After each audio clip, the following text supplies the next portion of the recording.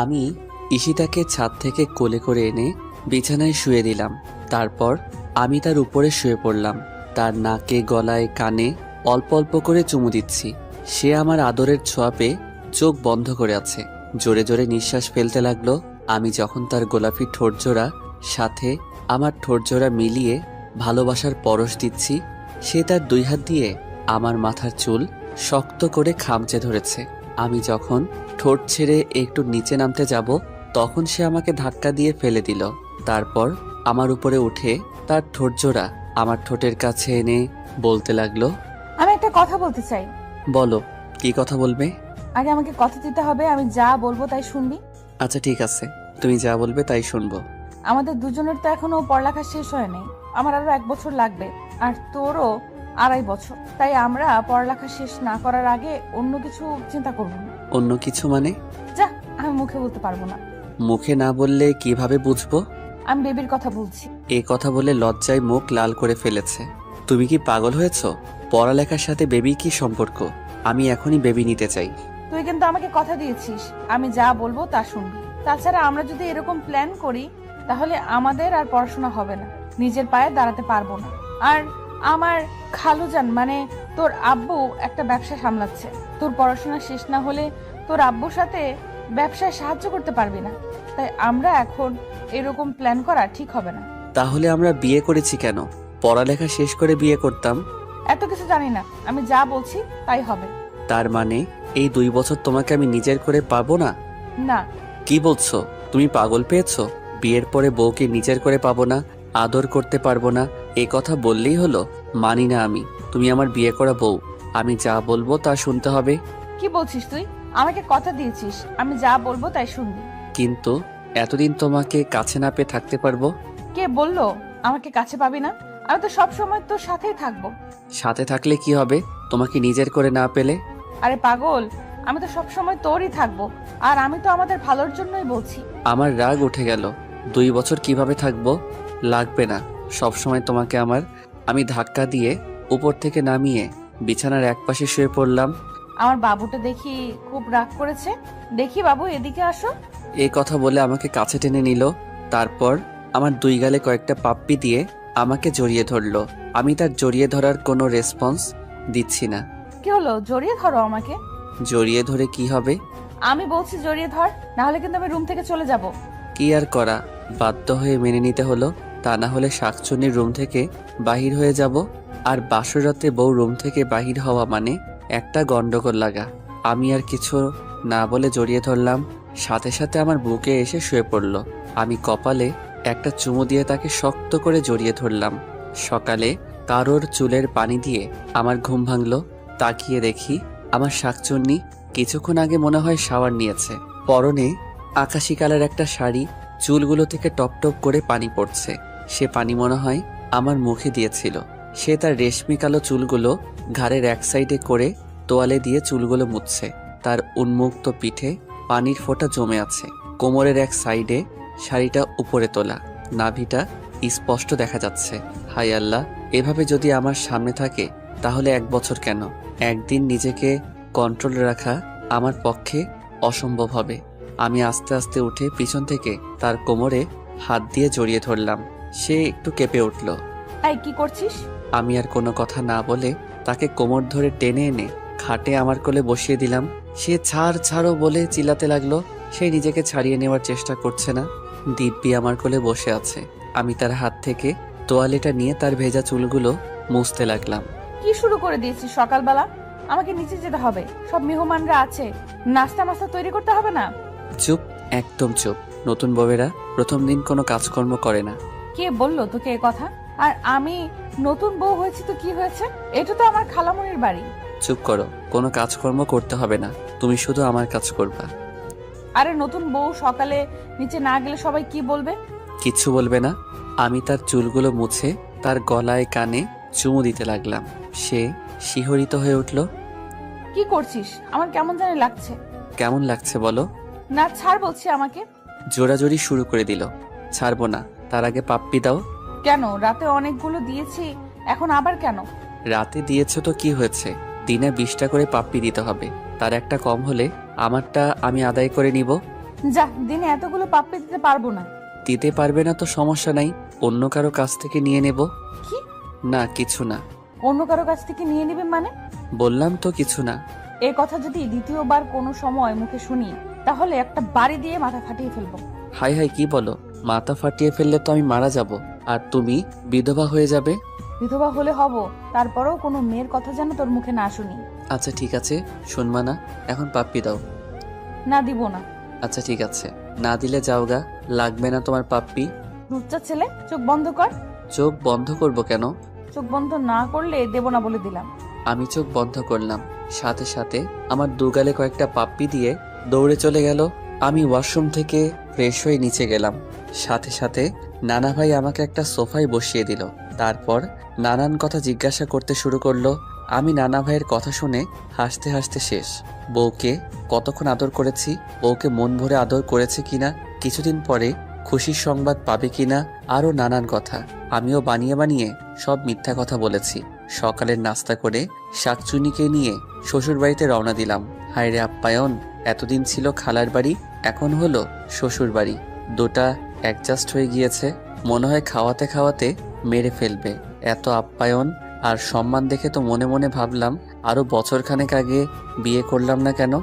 এক রাত শ্বশুর বাড়িতে থেকে আবার আমার শাকচুন্নিকে নিয়ে নিজের বাড়িতে আসলাম। তারপর থেকে চলতে লাগলো আমাদের দিন। শাকচুন্নি এত কাজ করতে পারে আমি কল্পনাও করতে পারিনি। আম্মুর কোনো কাজ করতে হয় না, সব কাজ শাকচুন্নি করে। সাথে আমার কাপড় ধোয়া, কাপড় ইস্ত্রি দেওয়া, যাবতীয় যা কাজ আছে বাড়ির সবই করে। এক সপ্তাহ পরে ভার্সিটিতে যাওয়া শুরু করলাম। একই সাথে ভার্সিটিতে রিক্সা করে যাওয়া, আবার ভার্সিটি শেষ করে একই সাথে রিক্সা দিয়ে আসা। আমার ক্লাস অবশ্যই তার ক্লাসের 1 ঘন্টা আগে শেষ হয়ে যায়, তবে ক্লাস 1 ঘন্টা পরে শেষ হয়, আর 1 ঘন্টা আমি তার জন্য অপেক্ষা করতে হয়। অপেক্ষা না করে যদি চলে যায় তাহলে আমার সাথে রাগ করে 3 দিন কথা বলবে না। আগে তো কথা না শুনলে থাপ্পড় মারতো, কিন্তু বিয়ের পর থেকে আমাকে থাপ্পড় দেয় না। আমি কোনো কিছু বললে, আবার কোনো কিছু করলে রাগ করে অভিমান করে বসে থাকবে। রাতে সোফায় ঘুমাবে, আমাকে স্পর্শ করতেও দিবে না। তাই আমিও তার কথা মতো বাধ্য হয়ে চলি। প্রতিদিন রাতে আমাকে জড়িয়ে ধরে, আমার বুকে মাথা রেখে ছোট বাচ্চার মতো ঘুমাবে। আমিও তাকে ভালোবাসার স্পর্শে জড়িয়ে নেই। ভালোই চলতে লাগলো দিনকাল। আজকে 3 মাস হয়ে গেছে, এখনো তাকে নিজের করে পাইনি। রাতে 4 পাপ্পি, দিনে 4 পাপ্পি নিয়ে সন্তুষ্ট থাকতে হয়। আমি মাঝে মাঝে জোর খাটিয়ে তাকে একটু ভালোবাসা দেই। একদিন রাতে ল্যাপটপে এক বন্ধুর সাথে চ্যাট করতেছিলাম, হঠাৎ একটা ইমেইলে চোখে পড়লো। ইমেইলটা আসছে আজ থেকে 5 দিন আগে। অনেকদিন ধরে অনলাইনে থাকি না, তাই ইমেইলটা চোখে পড়েনি। ইমেইলটা পড়ে যা বুঝলাম, লন্ডন একটা ইউনিভার্সিটিতে অ্যাপ্লাই করেছিলাম, তারা আমাকে সিলেক্ট করেছে। সব কিছু ঠিকঠাক থাকলে আগামী 27 তারিখে আমাকে লন্ডনে যেতে হবে এবং সব কাগজপত্র ফিল আপ করতে হবে। 1 তারিখ থেকে আমার ক্লাস শুরু হবে, তার মানে আর 15 দিন। এখন চিন্তায় পড়ে গেলাম, আব্বু আম্মু কি রাজি হবে? বিশেষ করে আমার শাকচুন্নিকে কি বলবো? আমি কি শাকচুন্নিকে ছাড়া থাকতে পারবো? কেউই হয়তো রাজি হবে না, কারণ এখন আমি একটা পাবলিক ভার্সিটিতে লেখাপড়া করছি।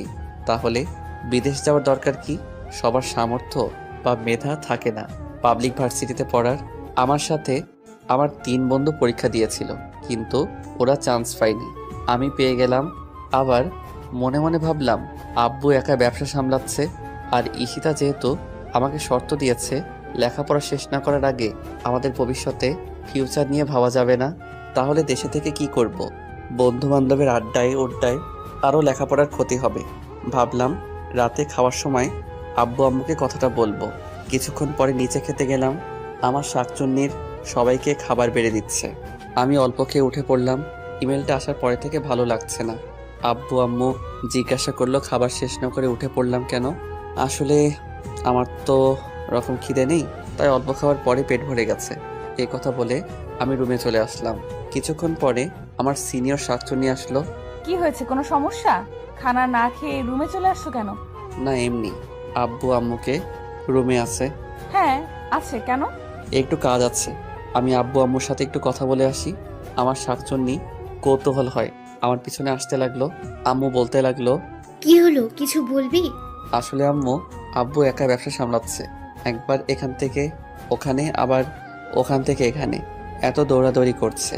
আমি তো আব্বুকে হেল্পও করতে পারছি না, তাই বাহিরে একটা ভার্সিটিতে অ্যাপ্লাই করেছিলাম। সব কিছু ঠিকঠাক থাকলে আগামী 27 তারিখে আমাকে যেতে বলল, আর 1 তারিখ থেকে ক্লাস।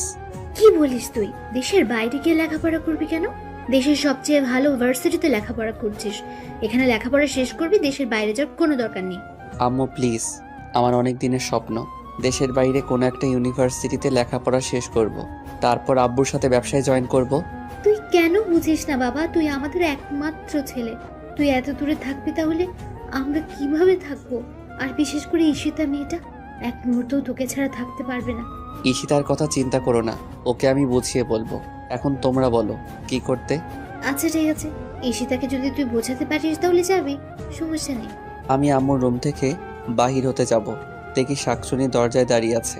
আমাকে দেখে মুখটা কালো করে রুমের দিকে যেতে লাগলো। আমি রুমে ঢুকে দেখি মুখ ফুলিয়ে খাটের এক সাইডে বসে আছে। আমি আস্তে আস্তে তার কাছে গেলাম এবং তার হাত দুটো ধরে বলতে লাগলাম, কি হয়েছে, এভাবে মুখ কালো করে চলে আসলে কেন? তুই লেখাপড়া শেষ করতে বাইরে যেতে হবে কেন? যে ভার্সিটিতে এখন পড়তেছিস সেখানে তো লেখাপড়া শেষ করা যায়। তাছাড়া আমি তো না দেখে থাকতে পারবো না। আরে তুমি তো বলেছো লেখাপড়া শেষ না করার আগে আমাদের ফিউচার নিয়ে না ভাবতে, আগে নিজের পায়ে দাঁড়াতে। তাছাড়া দেশে বন্ধু বান্ধবের আড্ডা উড্ডায় পড়ালেখায় ভালোভাবে মনও বসাতে পারি না। আর তোমাকে কে বলল তুমি আমাকে দেখতে পারবে না? আমি তো প্রতিদিন তোমার সাথে কথা বলবো, ভিডিও কলে তোমাকে দেখবো। তারপরও আমি থাকতে পারবো না। দেখো তুমি সব বুঝো, যেহেতু আমরা এখন পড়ালেখা ছাড়া অন্য কোনো চিন্তা করছি না, তাহলে ভালোভাবে পড়ালেখাটাই শেষ করি। আর আমার অনেক দিনের স্বপ্ন বাইরে কোনো ভার্সিটিতে পড়ালেখা শেষ করব। তুমি চাও না আমার স্বপ্ন পূরণ হোক? কিন্তু কিসের কিন্তু? ভয় করে। কিসের ভয়? তোকে নিয়ে ওই জায়গায় তো অনেক সুন্দর সুন্দর মেয়ে আছে, ওইখানে গিয়ে যদি আমাকে ভুলে যাস। পাগলি মেয়ে, তোমাকে আমি ভুলতে পারবো? তুমি যে আমার অন্তরের সাথে মিশে গেছো। নিজেকে নিজে ভুলতে পারি কিন্তু তোমাকে ভুলতে পারবো না। বিশ্বাস রাখো শুধু আমার উপর, তোমার বিশ্বাসের আমি অমর্যাদা করব না। এখন অনেক রাত হয়েছে, চলো ঘুমাবে। আমার সিনিয়র বউ আর কোনো কথা না বলে চুপচাপ আমার বুকে মাথা দিয়ে আমাকে শক্ত করে জড়িয়ে ধরে ঘুমিয়ে পড়ল। দিন চলতে লাগলো আর আমারও যাওয়ার দিন ঘনিয়ে আসতে লাগলো। এর ভিতরে বউকে একদিনের জন্য নিজের করে আদর করতে পারিনি। আর মাত্র 2 দিন বাকি আছে, সব ঠিকঠাক হয়ে গিয়েছে। প্রতিদিনের মতো আজকে সকালে ঘুম থেকে উঠে নাস্তা করে বন্ধুর সাথে দেখা করতে গেলাম। রিয়া, শামীম, মিশাল, ফারিয়া এরা সবাই পার্কে বসে আছে। আমি একটা রিক্সা নিয়ে পার্কে গেলাম। পার্কের ভেতরে ঢুকতে যাব, দেখি একটা গাছের নিচে একটা ছেলে এবং একটা মেয়ে বসে আছে। আর মেয়েটা ছেলেটার কোলে বসে আছে। ছেলেটার মুখের দিকে মুখ দিয়ে আর ছেলেটা একটু পরপর মেয়েটাকে ঠোঁটে চুমু দিচ্ছে, আরও অশ্লীল কিছু কাজকর্ম করছে। এমন দৃশ্য দেখে আমার শরীর কেমন জানি একটা শিহরিত হয়ে উঠল। আমি রিয়া, স্বামী, বিশাল, ফারিয়া সবার সাথে পার্কে দেখা করলাম।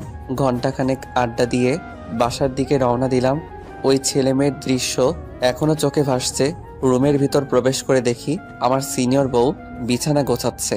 আমি গিয়ে তাকে পেছন থেকে জড়িয়ে ধরলাম। সে একটু ভয় পেয়ে গেল। এই কি করছো? ছাড়ো বলছি, আমি কাজ করছি, দেখতে পাচ্ছ না?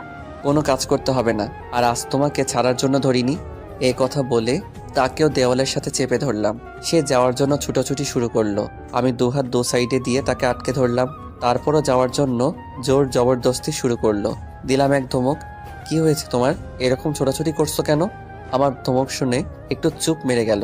আমি আস্তে আস্তে তার ঠোঁটের দিকে আমার ঠোঁট নিতে লাগলাম। সে চোখ বন্ধ করে ফেলেছে। তার নিঃশ্বাস আর আমার নিঃশ্বাস খুব কাছাকাছি। তার ঠোঁট জোড়াগুলো আরেকটা সুখের ছোঁয়া পেতে কাঁপতে লাগলো। সে চোখ বন্ধ করে তার গোলাপি ঠোঁট জোড়া ফেভিকলের আঠার মতো একসাথে লাগিয়ে আছে, অল্প অল্প কাঁপছে। আমি আস্তে আস্তে তার ঠোঁটের কাছে আমার ঠোঁট জোড়া নিয়ে আবার ফিরিয়ে আনলাম। আমার ঠোঁটের স্পর্শ বিলম্ব হতে দেখে তার চোখ আর ঠোঁট জোড়া খুলে আমার দিকে তাকালো। আমি সাথে সাথে তার খোলা ঠোঁটে আমার ঠোঁট ডুবিয়ে দিলাম। সে তার হাত দিয়ে আমার চুল খামচে ধরেছে। আমি তাকে পাগলের মতো কিস এবং আদর করতে লাগলাম। আদর করার এক পর্যায়ে তার বুক থেকে আঁচলটা আমি ফেলে দিলাম। সে সাথে সাথে বলতে লাগলো, কি করছিস? আজ তোমাকে আমি আমার নিজের করে পেতে চাই। তুই কি পাগল হয়েছিস? তুই আমাকে কথা দিয়েছিস কিন্তু। হ্যাঁ, কথা দিয়েছি, কিন্তু আমি আজকে রাখতে পারবো না। আমার আর যাওয়ার 2 দিন বাকি আছে। এই 2 দিন আমি তোমাকে আমার করে পেতে চাই। এ কথা বলে তাকে আমি জোর করে আদর করতে লাগলাম। সে আমাকে জোরে একটা ধাক্কা মারলো। আমি তার ধাক্কা সামলাতে না পেরে ওয়ার্ড্রপের সাথে বাড়ি খেলাম। সাথে সাথে কপালে ব্যথা অনুভব করলাম। কপালে হাত দিয়ে দেখি রক্ত অল্প একটু কেটে গেছে। আমার সিনিয়র বউ আমার কপালে রক্ত দেখে দৌড়ে আমার কাছে আসলো। এবং আমার মাথা ধরে বলতে লাগলো, হায় আল্লাহ, এ আমি কি করলাম? সরি, আমি ইচ্ছে করে তোমাকে ধাক্কা মারিনি। প্লিজ, আমার ভুল হয়ে গেছে। সে দৌড়ে ডেটল এবং ব্যান্ডেজ নিয়ে আসলো। আমার মাথা ব্যান্ডেজ দিয়ে বাঁধতে যাবে, আমি এক ঝটকা দিয়ে তার হাত সরিয়ে ফেললাম এবং মাথায় হাত দিয়ে রাগ করে রুম থেকে বের হয়ে গেলাম। সে পিছন থেকে কান্না করতে লাগলো আর বলতে লাগলো, কোথায় যাচ্ছিস? আমার ভুল হয়ে গেছে। আমি তার কোনো কথা শুনলাম না। বাইরে বের হয়ে একটা ফার্মেসিতে গিয়ে মাথাটা ব্যান্ডেজ করে নিলাম। তারপর দুজন বন্ধুকে ফোন করে এনে দোকানে বসে আড্ডা শুরু করলাম। দুপুরে লাঞ্চ টাইম পেরিয়ে গেছে, আমি এখন অবধি বাসায় যাই নাই। বন্ধুরা কিছুক্ষণ আড্ডা দিয়ে চলে গেল, আমি দোকানে বসে আছি। বিকাল 4টা বাজে। হঠাৎ করে মোবাইলটা পকেট থেকে বের করলাম, সাথে সাথে স্ক্রিনের দিকে তাকিয়ে দেখি, হায় হায় সর্বনাশ, 102টা ফোন, 5টা আম্মুর আর বাকিগুলো ঈশিতার। 2 মিনিট পরে আবার ফোনটা বাজতে লাগলো। আম্মু ফোন দিয়েছে, আমি ফোনটা রিসিভ করলাম। হ্যালো। কোথায় তুই? তাড়াতাড়ি বাসায় আয়। কেন, কি হয়েছে? তুই সারাদিন বাসার বাইরে, আর ওইদিকে ঈশিতা কখন থেকে রুমের দরজা বন্ধ করে কান্না করছে। আমি অনেকবার গিয়ে ডেকেছি খাবারের জন্য, কিন্তু দরজাও খুললো না। তুই তাড়াতাড়ি বাসায় আয়। আমি ফোনটা কেটে দিয়ে বাসার দিকে যেতে লাগলাম। বাসায় আমার রুমে গিয়ে স্পষ্ট শুনতে পাচ্ছি কান্নার আওয়াজ। আমি দরজা একটা ধাক্কা দিয়ে ডাক দিলাম, কিন্তু কান্না করে যাচ্ছে, দরজা খোলার নাম কোনো খবর নাই। আমি আরও কই একটা ধাক্কা দিলাম এবং ডাক দিলাম, কিন্তু দরজা খুলছে না। এবার আমি একটু রেগে বললাম, ঠিক আছে, যত পারো কান্না করতে থাকো, দরজা খোলার দরকার নাই। আমি আবার বাহিরে চলে যাই। সাথে সাথে দরজা খুলে দিল এবং আমাকে জড়িয়ে ধরে কান্না করতে লাগলো। আমার অনেক খারাপ লাগছে, এভাবে কখনো কান্না করতে দেখি নাই। আমার এরকম করা ঠিক হয়নি। আমি তাকে জড়িয়ে ধরে বললাম, আরে কি হয়েছে, এভাবে কান্না করছো কেন? আসলে আমি সরি, ওই সময় আমার মাথা ঠিক ছিল না। এই যে তোমাকে ছুঁয়ে বলছি, তোমার অনুমতি ছাড়া তোমাকে আমি টাচ করব না, একটু কান্নাটা স্টপ করো। সে এক নাগাড়ে কেঁদেই যাচ্ছে আর ভাঙা ভাঙা গলায় বলতে লাগলো, আমি সরি, আমি ইচ্ছে করে এমনটা করিনি। আমি বুঝতে পারিনি এভাবে লেগে যাবে। প্লিজ আমাকে ক্ষমা করে দে। আরে কি বলছো তুমি? আমার তেমন কিছু হয়নি। আর তুমি কান্না করতে করতে চোখগুলো লাল করে ফেলেছো। এই সামান্য বিষয় নিয়ে এভাবে কান্না করতে হয়? তুই আমার ফোন ধরিসনি কেন? আমার ফোন ভাইব্রেশন লাগানো ছিল, তাই ধরতে পারিনি। তুমি খেয়েছো? তোকে ছাড়া খেয়েছি কখনো?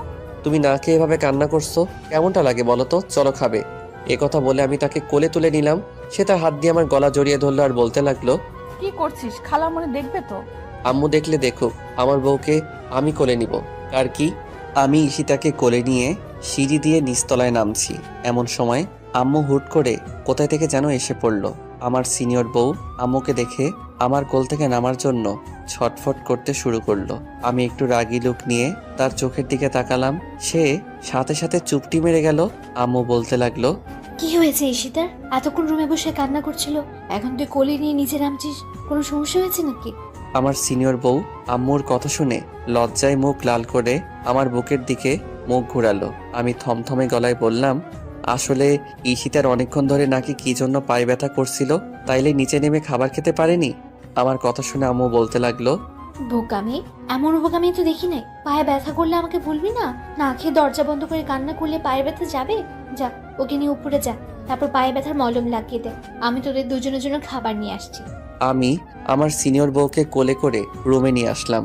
সে সাথে সাথে আমার কোল থেকে নেমে পড়লো। তারপর বলতে লাগলো, আমি বলছি না খালামণি দেখে ফেলবে? আরে আম্মু দেখেছে তো কি হয়েছে? যা, খালামণির সামনে বুঝি আমার লজ্জা করে না? খালামণি এখন কি ভাববে? আরে আমার লজ্জাপতি সিনিয়র বউ, আম্মু কিছু ভাববে না। ছেলে তার ছেলের বউকে করে নিয়েছে, তাতে কি ভাবার আছে? একটা বাড়ি দিয়ে মাথা ফাটিয়ে ফেলবো। ও মা, আমি আবার কি করলাম? মাথা ফাটাবে কেন? সিনিয়র বউ বলিস কেন? তুই বউ বলতে পারিস না? আচ্ছা ঠিক আছে, সিনিয়র বউ বলবো না, সিনিয়র শাকচুন্নি বলবো। কি বললি? না কিছু না। কিছু না মানে? তুই সিনিয়র শাকচুন্নি বললি কেন? সরি, মুখ ফসকে বের হয়ে গিয়েছে। মুখ ফসকে বের হয়নি, তুই ইচ্ছাকৃতভাবে বলেছিস। আজকে খাইছি তোরে আমি। আরে কি করছো? ছাড়ো আমাকে। তোমার না পায়ে ব্যথা? কিসের ব্যথা? ও মা, আম্মুকে না বললাম তোমার পায়ে ব্যথা? এখন আম্মু যদি এসে দেখে তুমি ব্যথা নিয়ে তার ছেলের গলা চেপে ধরে আছো, তাহলে আম্মুও বুঝে ফেলবে যে তোমার পায়ে খুব ব্যথা নেই। তোমাকে আমি এমনি এমনি কোলে নিয়েছিলাম। ও হ্যাঁ, তাই তো। এখন চুপচাপ সোফায় বসে পড়ো, আমি তোমার পায়ে মলম লাগিয়ে দেই। মলম লাগাবি কেন? আমার পায়ে তো ব্যথা নাই। আরে আম্মু না বললো তোমার পায়ে মলম লাগিয়ে দেওয়ার জন্য? আচ্ছা ঠিক আছে। আমি আমার সিনিয়র বইয়ের পায়ে মলম লাগিয়ে দিচ্ছি। এমন সময় আম্মু খাবার নিয়ে রুমে আসলো। দুজনে হাত মুখ ধুয়ে এসে খাবার খেতে বসলাম। কিন্তু আমার শাকচুনি নাকি খেতে পারবে না। আমি তো জানি শাকচুনি কি জন্য বললো খেতে পারবে না। আমি নিজের হাতে শাকচুন্নিকে খাইয়ে দিলাম। শাকচুন্নির ছোট বাচ্চার মতো ভাত চিবানো দেখলে আর যে কি ভালো লাগে তা বলে বোঝাতে পারবো না। খাওয়া দাওয়া শেষ করে ছাদে দুজনে কিছুক্ষণ আড্ডা দিলাম। আমার যাওয়ার আর 2 দিন বাকি আছে, কিছু শপিং করতে হবে, তাই বিকেলে বাসা থেকে বের হলাম শপিং করার জন্য। কিন্তু শাকচুন্নি আমার সাথে শপিংয়ে যাবে না, শপিং করতে নাকি ওর ভালো লাগে না। শপিং করে রাতে বাড়ি ফিরলাম। রাতের খাবার খেয়ে খুব ক্লান্ত লাগছে, রুমে গিয়ে বিছানায় গাটা এলিয়ে দিলাম।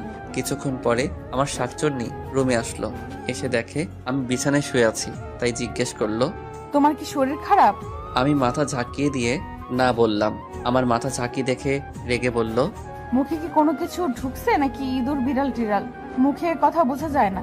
আমি তার কথার কোনো উত্তরই দিলাম না। বালিশের নিচ থেকে মোবাইলটা বের করে টিপতে লাগলাম। সে রাগ করে আমার পাশেই শুয়ে পড়লো।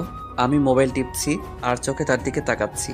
সে এপাশ ওপাশ করছে, কি যেন বলবে মনে হয়, কিন্তু আমার অবস্থা দেখে রাগে কিছু বলতে পারছে না। আমি দিব্যি মোবাইল টিপেই যাচ্ছি। সে অনেকক্ষণ নড়াচড়া করে আমার কাছে ঘেঁষতে লাগলো। তারপর আমি এক নাগারে মোবাইল টিপেই যাচ্ছি। সে এবার আর চুপ থাকতে পারিনি, বলতে শুরু করলো, কি আছে মোবাইলে? এইভাবে মোবাইল টিপছো? ওখানে গিয়ে যদি এইভাবে মোবাইল টিপো তাহলে লেখাপড়া তো কারে উঠবে? আমি তার কোনো কথা জবাব দিচ্ছি না। সে এবার আমার বুকে চলে আসলো এবং আমার হাত থেকে মোবাইলটা ছো মেরে নিয়ে নিল। কি করছো? আমার উপরে আসলা কেন? উপরে আসলাম মানে? দুপুরে আমি তোমাকে কথা দিয়েছি, তোমার অনুমতি ছাড়া তোমাকে টাচ করব না। তুমি আমাকে কথা দিয়েছো টাচ করবা না, কিন্তু আমি তো কথা দেইনি আমি আমার স্বামীর উপর আসবো না। তাতে তোমার কি? হ্যাঁ, মানে তুমি আমার উপরে আসবা আর আমার কিছু না? না তোমার কিছু না। দুপুরের জন্য এখনো আমার উপর রাগ করে আছো? আচ্ছা ঠিক আছে, দুপুরের জন্য আমি সরি। আমি ইচ্ছে করে এমনটা করিনি, খুব লেগেছিল না।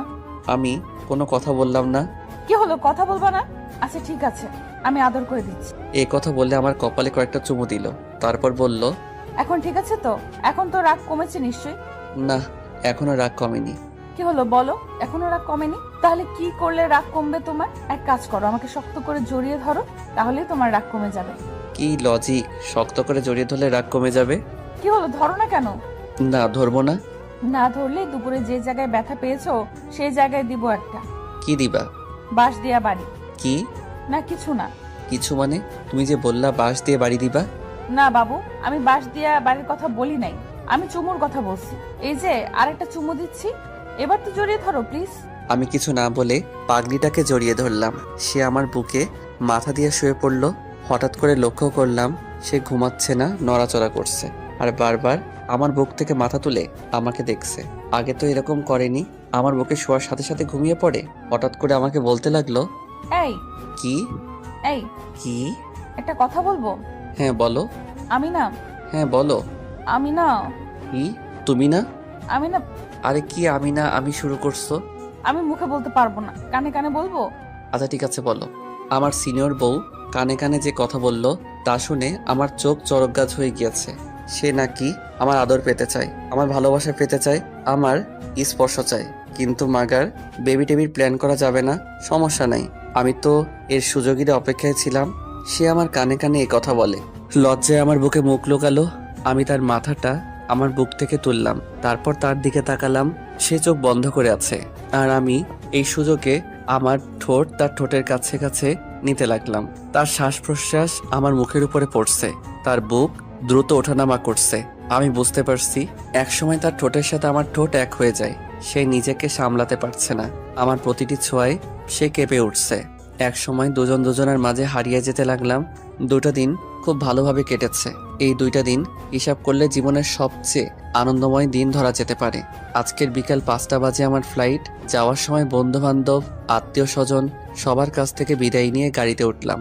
আমার খুব খারাপ লাগছে, বন্ধু বান্ধব সবাইকে ছেড়ে এত দূরে চলে যাচ্ছি। ভাবতেই কেমন যেন একটা কষ্ট লাগছে। বন্ধু বান্ধবের সাথে কত আড্ডা উড্ডা দিলাম, হাসি রং তামাশায় খেলাধুলায় জীবনটাকে মাতিয়ে তুলেছিলাম। আর হয়তো সেই সোনালী দিনগুলো জীবনে ফিরে আসবে না।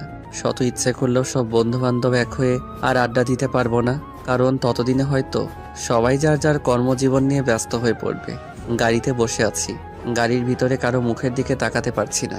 সবার মুখ কালো হয়ে আছে। হয়তো আপনজন দূরে চলে গেলে যে একটা কষ্ট বুকে জমা হয়, সেই কষ্ট থেকে আপনা আপনি মুখ কালো হয়ে যায়। গাড়ি এয়ারপোর্টে গিয়ে পৌঁছালো। এখন সবাই থেকে বিদায় নিয়ে ভিতরে ঢোকার পালা। মা বাবার সামনে গিয়ে দাঁড়ালাম। চোখ দুটো ঝাপসা হয়ে আসছে। মা বাবাকে স্পষ্ট দেখতে পাচ্ছি না। বিদায়টা এত কষ্টের হয় কেন? মা বাবার সামনে দাঁড়াতেই টপ টপ করে চোখ থেকে পানি পড়তে লাগলো। আমার মা আমাকে জড়িয়ে ধরে হাউমাউ করে কেঁদে দিলেও সাথে বাবাও। আমিও তাদেরকে জড়িয়ে ধরে কেঁদে দিলাম। ঈশিতার দিকে তাকিয়ে দেখি বারবার ওড়না দিয়ে মুখ মুছছে, চোখ দুটো লাল হয়ে আছে। মামা এসে আব্বু আমাকে বলতে লাগলো, ওকে জড়িয়ে ধরে যদি এভাবে কান্না করতে থাকো তাহলে ও যাবে কিভাবে? ফ্লাইট মিস করবে তো। আব্বু আম্মু নিজেদেরকে সামলে নিল। তারপর আম্মু আমাকে কপালে চুমু দিয়ে বলতে লাগলো, বাবা সাবধানে থাকবি, ঠিকমতো খাওয়া দাওয়া করবি, বেশি রাত জাগবি না, তোর তো আবার রাত জাগার অভ্যাস আছে। আর ঠিকমতো লেখাপড়া করবি, কারোর সাথে ঝগড়া বিবাদ করবি না, খারাপ মানুষ থেকে দূরে থাকবি, খারাপ কোনো জিনিসই খাবি না, সময় পেলেই আমাকে ফোন দিবি। আরো নানান উপদেশ দিতে লাগলো। হঠাৎ করে বলতে লাগলো, ওই দেখ ঈশিতা মেয়েটা কিভাবে কান্না করছে, যা মেয়েটাকে কিছু বলে আয়। আমি আস্তে আস্তে আমার শাকচুনির কাছে গিয়ে দাঁড়ালাম। সাথে সাথে শাকচুনি আমাকে জড়িয়ে ধরে ফুপিয়ে ফুপিয়ে কান্না শুরু করে দিল। আমি তাকে জড়িয়ে ধরে বললাম, আরে পাগলি, এভাবে কাঁদলে আমি যাব কিভাবে? আমার যে ফ্লাইটের টাইম হয়ে গেছে, যাবার সময় এভাবে কাঁদলে আমি যেতে পারবো? কিন্তু আমার শাকচুনি আমার কোনো কথাই শুনছে না, কেঁদেই চলেছে। আমি আব্বু আম্মুর কাছ থেকে বিদায় নিয়ে ঈশিতার সামনে গিয়ে দাঁড়ালাম। সাথে সাথে আমাকে জড়িয়ে ধরে কান্না শুরু করে দিল। আমি তাকে কি বলে সান্ত্বনা দিব ভাষা খুঁজে পাচ্ছি না। কিছুক্ষণ পরে আমি তার মাথাটা আমার বুক থেকে তুলে তার চোখে পানি মুছে দিয়ে বললাম, যেভাবে কান্না করছো মনে হচ্ছে আমি তোমাকে ছেড়ে আজীবনের জন্য চলে যাচ্ছি। এভাবে কান্না করলে আমি যেতে পারবো? আমি তোমার সেই মিষ্টি হাসি মাখা মুখটা দেখে যেতে চাই। কি দিবা না সেই হাসি মাখা মুখে বিদায়? আমার কথা শুনে মাথা ঝাঁকি দিয়ে বলল, হ্যাঁ দিব। তাহলে চোখের পানি মুছো আর তাকাও আমার দিকে। আমি তার কাঁধের উপর দুহাত দিয়ে বললাম, একদম টেনশন করবা না আমাকে নিয়ে। আমি তোমাকে প্রতি মিনিটে ফোন দিব, ঠিকঠাক মতো খাওয়া দাওয়া করবে, হ্যাঁ? আর আব্বু আম্মুর খেয়াল রেখো। বাসা থেকে ভার্সিটি ছাড়া বাহিরে যাওয়ার দরকার নাই। এখন তুমি কোনো মেয়ে না, কারো স্ত্রী, কারো বাড়ির বউ। সাবধানে চলাফেরা করবা। যদি পারো যে বোরকাটা পরে আমার সাথে বাজারে গিয়েছিলা সেই বোরকাটা পরে বাহিরে বের হবা। কেউ যেন আমার রেখে যাওয়া আমানতের দিকে নজর দিতে না পারে। কি হলো, কথা বলো না কেন? তুমি যেভাবে বলবা আমি সেভাবেই চলবো। কেউ তোমার আমানতের দিকে নজর দিতে পারবে না। আমি আমার সিনিয়র বউয়ের কপালে একটা চুমু দিয়ে বললাম, তাহলে এখন একটু হাসো, আমার যাওয়ার সময় হয়ে গিয়েছে। ঈশিতা একটা মুচকি হাসি দিল, কিন্তু সেই হাসিতে কোনো প্রাণ নেই। আসলে প্রিয় এবং কাছের মানুষ যদি দূরে কোথাও চলে যায়, সেই কাছের মানুষকে বিদায় দেওয়াটা যে কতটা কষ্টের মুহূর্ত শুধু তারাই অনুভব করতে পারবে, যারা কাছের এবং প্রিয় মানুষকে দূরে কোথাও যাওয়ার সময় বিদায় দিয়েছে। আমি বললাম, তাহলে আসি। এ কথা বলার সাথে সাথে ঈশিতা আমার বুকে ঝাঁপিয়ে পড়ল আর বলতে লাগলো, আমি তোমাকে ছাড়া থাকতে পারবো না। পাগলিবে, আমি তো আজীবনের জন্য চলে যাচ্ছি না, মাত্র তো কয়েকটা বছর, তারপর তো আবার তোমার কাছে ফিরে আসবো। এইভাবে কান্না করলে আমি তো যেতে পারবো না। প্রিয় মানুষগুলোকে হাসি মুখে বিদায় দিতে হয়। ঈশিতা একটু স্বাভাবিক হয়, নাক টানতে টানতে বলতে লাগলো, যেভাবে যাচ্ছ সেভাবে ফিরে আসবা। হ্যাঁ আসবো। আর ওই জায়গায় কিন্তু অনেক সুন্দর সুন্দর মেয়েরা আছে, দেখতে সেম বান্দরের মতো। ওদের সুন্দরের লোভে পড়বা না। আর লাল চামড়ার মেয়েদের থেকে 100 হাত দূরে থাকবা। কি হলো, আমি কি বলছি বুঝতে পারছো নি? হ্যাঁ বুঝতে পারছি। আর ঠিকঠাক মতো খাওয়া দাওয়া করবা, শরীরের যত্ন নিবা। ওই জায়গায় একদম অগোছালো ছেলেদের মতো থাকবে না। বাইরে ঘোরাঘুরির দরকার নাই। Varsity to hostel, hostel to varsity, এর ভেতরে কোনো জায়গায় যাবা না। মন দিয়ে পড়বা। মোবাইলে খারাপ কোনো ভিডিও দেখতে পারবা না বলে দিলাম। প্রতিদিন আমার সাথে মোবাইলে কথা বলতে হবে, তা না হলে কিন্তু আমি না খেয়ে থাকবো। আর ওই জায়গায় যদি উল্টাপাল্টা কিছু করো তাহলে কিন্তু আমাকে হারাবা। তোমাকে হারাবো মানে? আমি স্টেট মারা। কথাটা শেষ করতে দেই নাই, তার আগে তার মুখে হাত দিয়ে চেপে ধরলাম। চুপ, একদম এ কথা বলো না। তুমি যেভাবে বলবা সেইভাবেই ওই জায়গায় চলবো। তুমি একদম আমাকে নিয়ে টেনশন করবা না। আমি তোমারই আছি, তোমারই থাকবো, বুঝতে পেরেছো? ঈশিতা মাথা ঝাঁকি দিয়ে বলল, হ্যাঁ। এখন তাহলে আমি যাই? আচ্ছা ঠিক আছে, যাই বলি না, বলো আসি। আচ্ছা আসি তাহলে। সবার কাছ থেকে বিদায় নিয়ে এয়ারপোর্টের ভিতরে ঢুকবো। এয়ারপোর্টের টার্মিনালের বাহিরে শেষ কদমটা রাখার আগে পিছনে একবার ঘুরে দাঁড়ালাম। দেখি আব্বু আম্মু নির্বাক হয়ে দাঁড়িয়ে। আম্মু চোখের জল মোছার ব্যর্থ চেষ্টা করতেছে, কিন্তু পারছে না। কোনো বাবা মা প্রিয় সন্তানকে দূরে কোথাও পাঠানোর সময় স্বাভাবিক থাকতে পারে না। ঈশিতার দিকে একবার তাকালাম, চাতক পাখির নয়ন জোড়ার মতো তীক্ষ্ণ দৃষ্টি নিয়ে আমার যাবার পথের দিকে তাকিয়ে আছে। আমি খেয়াল করে দেখলাম আমার চোখ দুটি ঝাপসা হয়ে আসছে। চোখের কোণে কয়েক ফোঁটা নোনা জল এসে জড়ো হয়েছে। আর পিছনে না তাকিয়ে সোজা ভিতরে চলে গেলাম। বিমান লন্ডনের উদ্দেশ্যে উড়াল দেওয়ার কিছু মুহূর্ত আগে বড় একটা নিঃশ্বাস নিয়ে আমার সোনার দেশের মাটির ঘ্রাণ নিলাম। আব্বু আম্মুর আর রিশিতার বলা কথাগুলো মনের গোপন সিন্দুক কোটায় জমা করে রাখলাম, যেন সেখান থেকে বের করে তা অক্ষরে অক্ষরে পালন করতে পারি। চলে আসলাম সেই জীবন স্বপ্ন পূরণের ভার্সিটিতে। 2 দিন হোস্টেলে থাকলাম। 2 দিনে অনেক জায়গা ঘোরা হয়ে গিয়েছে। ইশিতা ঠিকই বলছে, এখানের মেয়েরা অনেক সুন্দর, কিন্তু আমাদের দেশের মেয়েদের চেয়ে না। এদের হাসি কেমন যেন, এদের চোখ নাইকেলের ভিতরের আবরণের মতো, নাকগুলো লম্পা, কেমন যে বিশ্রী বিশ্রী লাগে। শুধু চামড়া সুন্দর হলে সুন্দরী হওয়া যায় না, কালো হোক আর ফর্সা হোক, তার হাসি সুন্দর থাকতে হবে, তার চোখে মায়া থাকতে হবে। যে চোখের দিকে তাকালে সেই চোখের অতল সাগরে যে কোনো ব্যক্তি সেকেন্ডের ভিতর নিজেকে ভাসাতে পারবে। কণ্ঠস্বর খুব মিশ্রণ হতে হবে। এগুলো যার মধ্যে থাকবে, হোক সে কালো কুচকুচে, সে যে কোনো চামড়ার সুন্দরীকে হার মানাবে। আর এগুলো শুধু বাঙালি নারীদের মধ্যেই আছে। তারপর থেকে নিয়মিত ক্লাস করতে শুরু করলাম। নতুন পরিবেশে, নতুন জায়গা, নতুন ভার্সিটি। কিছুদিনের ভিতরে বন্ধু বান্ধব হয়ে গিয়েছে, শিক্ষক শিক্ষিকাদের সাথে পরিচিত হয়ে গেছি। চলতে শুরু করলাম আমার স্বপ্ন পূরণ বাস্তবায়ন করার পথে। সময় পেলেই আব্বু আম্মু আর ইশিতার সাথে কথা বলি। কথা বলার পর কোনো কিছুই ভালো লাগে না। আব্বু আম্মু আর ইশিতার চেহারা চোখের সামনে ভেসে ওঠে। খুব মিস করি বন্ধুদের আড্ডার মজা। জানি যতদিন থাকবো এই দূর দেশে, তো দিন থাকবে প্রিয় মানুষদের সাথে কাটানোর সময়গুলো আমার স্মৃতির ফ্রেমে। দিন চলতে লাগলো, এক এক করে 4টা বছর চলে গেল। বিবিএ ফাইনাল এক্সাম দিয়েছি। 15 দিন পরে রেজাল্ট জানাবে। উপস্থিত হলাম রেজাল্টের দিন ভার্সিটিতে। বছরের 10 জন সেরা ছাত্র, এর ভিতর আমি 3 নাম্বার হয়েছি।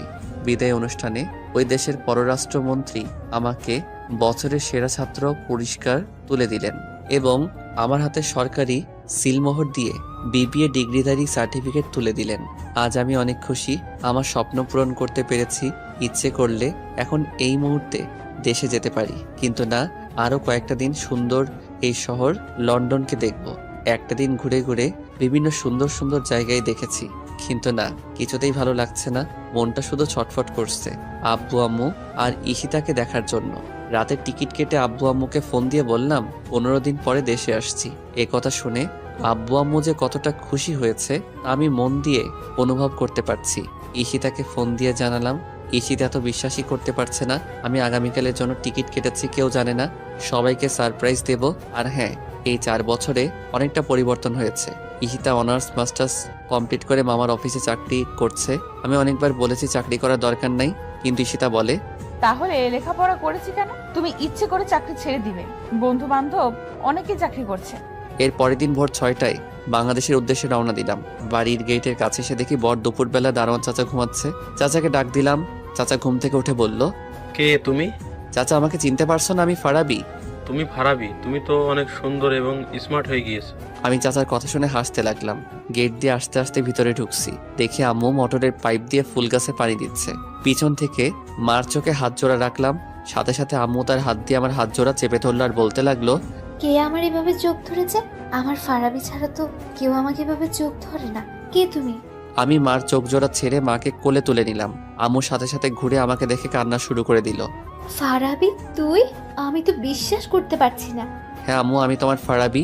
সাথে সাথে আম্মু আমাকে জড়িয়ে ধরে কান্না শুরু করে দিল আর বলতে লাগলো, কেন যেন আমার মন বলছিল তুই আসবি। তুই না বলেছিলি আরো 15 দিন পরে আসবি? তোমাদের সারপ্রাইজ দেওয়ার জন্য ওই দিন মিথ্যা কথা বলেছিলাম। এখন এভাবে কান্না করো না। আমি তো আর তোমাদেরকে ছেড়ে কখনো যাব না। আব্বু কোথায়? তোর আব্বু অফিসে। তোর আব্বুকে এখনই ফোন দিয়ে জানাচ্ছি।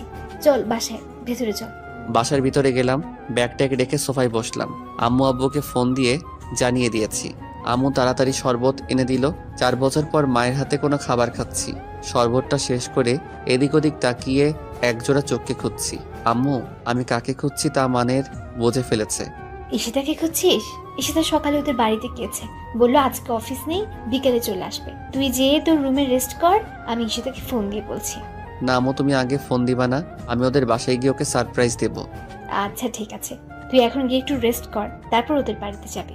আমি আমার রুমে এসে দেখি রুম খুবই পরিপাটি। এবং খুব সুন্দর করে গোছানো। আমার বইপত্র কাপড় চোপড় খুব যত্ন করে রাখা। ওয়াশরুম থেকে ফ্রেশ হয়ে বিছানায় গা এলিয়ে দিতেই দু চোখে ক্লান্তির ঘুম এসে জড়ো হয়েছে। দুপুরে আম্মুর ডাকে ঘুম ভাঙলো। ঘুম থেকে উঠে ফ্রেশ হয়ে নিচে নেমে দেখি আব্বু দাঁড়িয়ে আছে। আমি আব্বুকে সালাম করলাম। আব্বু আমাকে জড়িয়ে ধরলো। ঈশিতাটাকে এখন অবধি দেখি নাই। দুপুরে মায়ের হাতে রান্না করা খাবার খুব তৃপ্তি সহকারে পেট ভরে খেলাম। দুপুর পেরিয়ে বিকালের মধুলগ্ন সময়ে আমি ঈশিতাদের দরজার সামনে দাঁড়িয়ে কলিং বেল চাপতে লাগলাম আর যন্ত্রণাদায়ক অপেক্ষা করতে লাগলাম কখন দরজা খুলবে আর আমার সিনিয়র শাকচুন্নিকে দেখব। 1 মিনিট পরে খালামণি এসে দরজা খুলে দিল। হঠাৎ করে আমাকে দেখে খালামণি চমকে উঠল, যেন বিদ্যুতের শক খেয়েছে। ফারাবি তুই? আমি খালামণিকে সালাম করলাম। তুই না বললি 15 দিন পরে আসবি? হ্যাঁ বলছিলাম, কিন্তু তোমাদেরকে সারপ্রাইজ দেওয়ার জন্য আজকে চলে আসছি।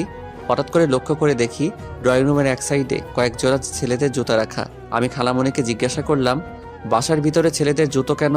খালামণি বলল, এগুলো সাকিবের জুতো। সাকিব? কোন সাকিব? সাকিবের জুতা এখানে কেন? আরে তোর মামাতো ভাই সাকিবের জুতো। সাকিব এখানেই থাকে, ওদের অফিস এখান থেকে কাছে, তাই যাতায়াতের সুবিধার জন্য এখানেই থাকে গত 2 মাস ধরে। আর ঈশিতা তো সাকিবদের অফিসেই চাকরি করে। কই, ঈশিতা তো আমাকে কথা বলে নাই যে সাকিব ভাইদের অফিসে চাকরি করে। হয়তো তোকে বলতে মনে নেই। এখন আপনাদেরকে সাকিবের কথা একটু বলি। সাকিব আমার বড় মামার ছেলে, আমার চেয়ে 13 বছরের বড়। মাস্টার্স কমপ্লিট করে তাদের অফিসে দেখাশোনা করছে। আচ্ছা বাদ দে, তুই ঈশিতাকে না জানিয়ে হঠাৎ করে চলে আসলি। আমি তো বিশ্বাসই করতে পারছি না। ঈশিতা জানলে কতটা খুশি হবে তুই জানিস? তোর আসার 15 দিন বাকি আছে, সেই কথা শুনে মেয়েটা যে কতটা খুশি হয়েছিল, আমার কান তো একেবারে ঝালাপালা করে ফেলেছে। সারাক্ষণ খালি আমাকে বলে, আম্মু ফারাবি আসার আর 15 দিন বাকি আছে। ফারাবি আগের মতো থাকবে তো নাকি পরিবর্তন হয়ে যাবে? ও মনে হয় বিদেশে থেকে অনেক সুন্দর হয়ে আসবে, আমি ওকে এয়ারপোর্ট থেকে রিসিভ করে আনবো, আরো নানান কথা।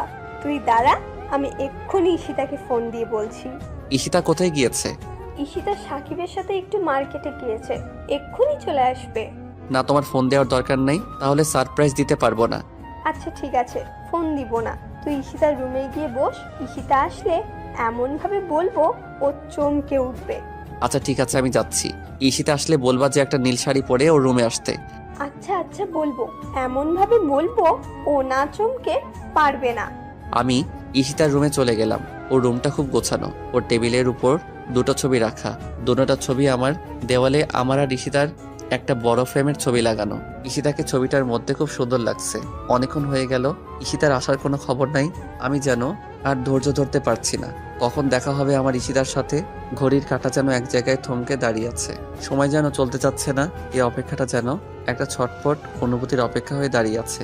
10 মিনিট পরে খালামণি 1 কাপ আমার পছন্দের জ্যামলি কফি এনে দিল। কফির মগটা হাতে নিয়ে দোতলা বারান্দায় গিয়ে দাঁড়ালাম। শেষ বিকেলের লাল রক্তিম সূর্য অস্ত যায় যায় অবস্থা। হালকা শোষ শব্দ করা প্রবলা বাতাস, সীমাহীন নীল আকাশ, দল বেঁধে শূন্য আকাশে ভেসে বেড়ানো পাখির কিচিমিচি, ব্যস্ত শহরের কোলাহল, মানুষগুলো যার যার নিরে ফিরে যাওয়ার জন্য ছোটাছুটি করছে। আর আমি উদাসীন হয়ে বহমান অপেক্ষায় দাঁড়িয়ে আছি আমার সিনিয়র বউকে দেখব বলে। 4 বছর 9 দিন 11 ঘন্টা পর যখন তার সাথে দেখা হবে, তখনের সিচুয়েশন কেমন হবে, কতটুকু আবেগ এসে জমা হবে, সে কথা ভাবতেই মনের ভিতরে একটা অন্যরকম ভালো লাগা কাজ করতে লাগলো। হঠাৎ করে নিচে খেয়াল করে দেখি সাকিব মোটরসাইকেল খুব স্পিডে এনে গেটের সামনে থামালো। আর তার পিছনে একটি মেয়ে বসা ছিল। মেয়েটা তাল সামলাতে না পেরে সাকিবের সাথে লেপটে গেল। হাসতে হাসতে মেয়েটি গাড়ি থেকে নামলো। আমি তীক্ষ্ণ দৃষ্টি নিয়ে তাকিয়ে আছি। হঠাৎ করে মেয়েটার দিকে খেয়াল করে দেখি এ তো আমার ঈশিতা। আমার বুক ডুকডুক করতে শুরু করলো। বুকের কোনো এক গোপন জায়গা চিনচিন ব্যথা অনুভব করতে লাগলাম। সারপ্রাইজ দিতে এসে আবার আমি সারপ্রাইজ হয়ে যাই, কে জানে, হতেও তো পারে। ঈশিতা আর সাকিব হেসে হেসে বাসার ভিতরে ঢুকছে, আর সে হাসি যেন আমার বুকে ধারালো ছুরির মতো বিঁধছে। এ আমি কি দেখছি? ঈশিতা এরকম টাইট ফিটিং বোরকা পরে সাকিবের সাথে মার্কেটে গিয়েছিল? আমি ভাবতেও পারছি না 4 বছর পরে এসে আমার ঈশিতাকে এই রূপে দেখব। আমার ঘৃণা হচ্ছে। তার মানে ঈশিতা আমার থেকে দূরে থাকার সুবাদে অফিসের নাম করে এরকম অশ্লীল কাপড় চোপড় পরে মার্কেট করে ঘুরে বেড়াচ্ছে, তাও আবার আরেকজনকে নিয়ে আমার অগোচরে। আর আমাকে ভুলভাল বুঝিয়েছে যে সে সর্বদা পর্দা করে চলে। আমি দোতলা বারান্দা থেকে ঈশিতার রুমে চলে আসলাম। তারপর ঈশিতার রুমের জানালার গ্লাস দিয়ে তাকিয়ে আছি ড্রয়িং রুমে। ঈশিতা আর সাকিব কি করে? এরা দুজন বাসার ভিতরে ঢোকার সাথে সাথে খালামণি বলতে শুরু করলো। এতক্ষণে আসলি? আমি কখন থেকে তোদের জন্য ওয়েট করছি। ঈশিতা বলতে লাগলো, আর বলো না আম্মু, ও আমাকে সারাটা রাস্তা জ্বালিয়ে মেরেছে। আর দেখো আমাকে কি কাপড় পছন্দ করে দিয়েছে। এরকম কাপড় কেউ পরে? সাকিব বলতে লাগলো, দেখো পুপি, ওর কাপড়গুলো খুব সুন্দর না? ওকে কিন্তু খুব মানাবে। ও সারা রাস্তা উল্টো আমাকে জ্বালিয়ে মেরেছে। ওর কাপড়গুলো নাকি সুন্দর না? কত সুন্দর। আর তুই যে শার্ট প্যান্টগুলো আমাকে পছন্দ করে দিয়েছিস সেগুলো তো একেবারে ডাস্টবিন। মোটেও না, আমি যেগুলো তোকে পছন্দ করে দিয়েছি সেগুলো তুই পরলে তোকে অনেক সুন্দর লাগবে। শার্ট প্যান্ট আর টাই পরলে আমাকে এমনিতে হ্যান্ডসাম লাগে, তোর ওই শার্ট প্যান্ট পরলে আমাকে ফকিরের মতো লাগবে। ওরা দুজনের কথা শুনে মনে হচ্ছে ওরা প্রকৃতপক্ষে স্বামী স্ত্রী, আর আমি তৃতীয় পক্ষ ভিলেন হয়ে তাদের মধ্যে এসে পড়েছি। এই তোরা থাম। ঈশিতা, ফারাবির কোন শাড়ি পছন্দ রে? কেন? না এমনি। নীল আর আকাশি কেন বলতো? না এমনি। তুই এক কাজ কর, একটা নীল বা আকাশি শাড়ি পরে তোর রুমে যা। আমার রুমে ফারাবের পছন্দের নীল বা আকাশি শাড়ি পরে যেতে হবে কেন? তুই তো রুমে গেলেই দেখতে পাবি। আরে আজিব তো, আমার রুমে গেলে কি দেখতে পাবো? এত কথা বলিস কেন? তুই একটা শাড়ি পরে রুমে গিয়ে দেখ না। আচ্ছা ঠিক আছে, যাচ্ছি। ঈশিতার রুমে গিয়ে একটা আকাশি কালারের শাড়ি পরতে লাগলো, আর দুনিয়ার কৌতূহল এসে ওর মাথায় জমা হতে লাগলো। কে আছে আমার রুমে যে কারণে আম্মু বলল ফারাবির পছন্দের শাড়ি পরতে? আর আমিও বা কেন ফারাবির পছন্দের শাড়ি পরছি কিছুই বুঝতে পারছি না। ঈশিতার শাড়ি পরা শেষ হলে সাকিব গিয়ে ঈশিতার রুমে ঢুকে। এখানে আসলি কেন? এমনিতে দেখতে আসলাম শাড়ি পরলে তোকে কেমন লাগে। তোর দেখতে হবে না, তুই যা এখান থেকে। বাহ, তোকে তো আকাশি কালার শাড়িতে খুব সুন্দর লাগছে। দেখতে হবে না কার পছন্দের, এই শাড়িটা ফারাবির পছন্দের। ও নিজে আমাকে কিনে দিয়েছিল। ও বলেছিল এই শাড়িতে নাকি আমাকে খুব মানাবে আর অনেক সুন্দর লাগবে, তাই এই শাড়িটা তুলে রেখেছিলাম। ফারাবি যেদিন আসবে ওই দিন ওর সামনে এই শাড়িটা পরে দাঁড়াবো, ওকে চমকিয়ে দেবো আর বলবো, দেখো তোমার দেওয়া শাড়িটা আজও আমি যত্ন করে তুলে রেখেছি, তোমার সামনে পরবো বলে, তোমার মুখ থেকে একবার আমার প্রশংসা শুনবো বলে। বাহ বাহ, দারুণ তো। আমার দেয়া পছন্দের শাড়ি পরলে বুঝি তোকে সুন্দর লাগবে না? তোর আবার পছন্দ? এইভাবে হাসছিস কেন? আমার দেওয়া শাড়ি পরলে তোকে আরো সুন্দর লাগবে। তোর দেওয়া শাড়ি আমার পরারও দরকার নাই, আর সুন্দর লাগারও দরকার নাই। তোর বউকে তোর শাড়ি পছন্দের শাড়ি দিস, সর সামনে থেকে। আরে কোথায় যাচ্ছিস, দাঁড়া না। এই কথা বলে সাকিব ঈশিতার হাত ধরে ফেললো। তুই আমার হাত ধরছিস কেন? আমার হাত ছাড়। আচ্ছা ছাড়বো, আগে তোর সাথে কয়েকটা ছবি তুলি। তোকে শাড়িতে যে সুন্দর লাগছে না, আমি তো চোখ সরাতে পারছি না। চোখ নিচে নামিয়ে রাখ, আমার দিকে ভুলেও তাকাবি না। আমি আরেকজনের রেখে যাওয়ার সম্পদ, সে সম্পদের দিকে কেউ কুনজরে তাকাবে তা আমি হতে দিব না। আরে আমি তো তোর দিকে কোন নজরে তাকাই না, ভালোবাসার নজরে তাকাই। ভালোবাসার নজরে তাকাস মানে? ভুলেও এ কথা মুখে আনবি না, কোনো নজরে আমার দিকে তাকাতে পারবি না, ব্যাস। আচ্ছা ঠিক আছে, তাকাবো না। এখন চল একটা ছবি তুলি। আচ্ছা ঠিক আছে, তুল। সাকিব ঈশিতার গায়ের সাথে গা ঘেঁষে ছবি তুলতে লাগলো। এমন সময় ওরা কি করে দেখার জন্য একটু সামনে গেলাম। যখন আমি দেখলাম ঈশিতার গায়ের সাথে গা ঘেঁষে সাকিব ছবি তুলছে, তখন আমার বুঝতে বাকি রইল না ঈশিতার সাথে সাকিবের কিছু চলছে। বুকের ভিতরে জমে থাকা 4 বছরের ভালোবাসাটা যেন সেকেন্ডের ভিতরে ঘৃণায় পরিণত হলো। রাগে আমার সমস্ত শরীর কাঁপতে লাগলো। ইচ্ছে করছে এখন গিয়ে ঈশিতার গালে কয়েকটা থাপ্পড় দেই।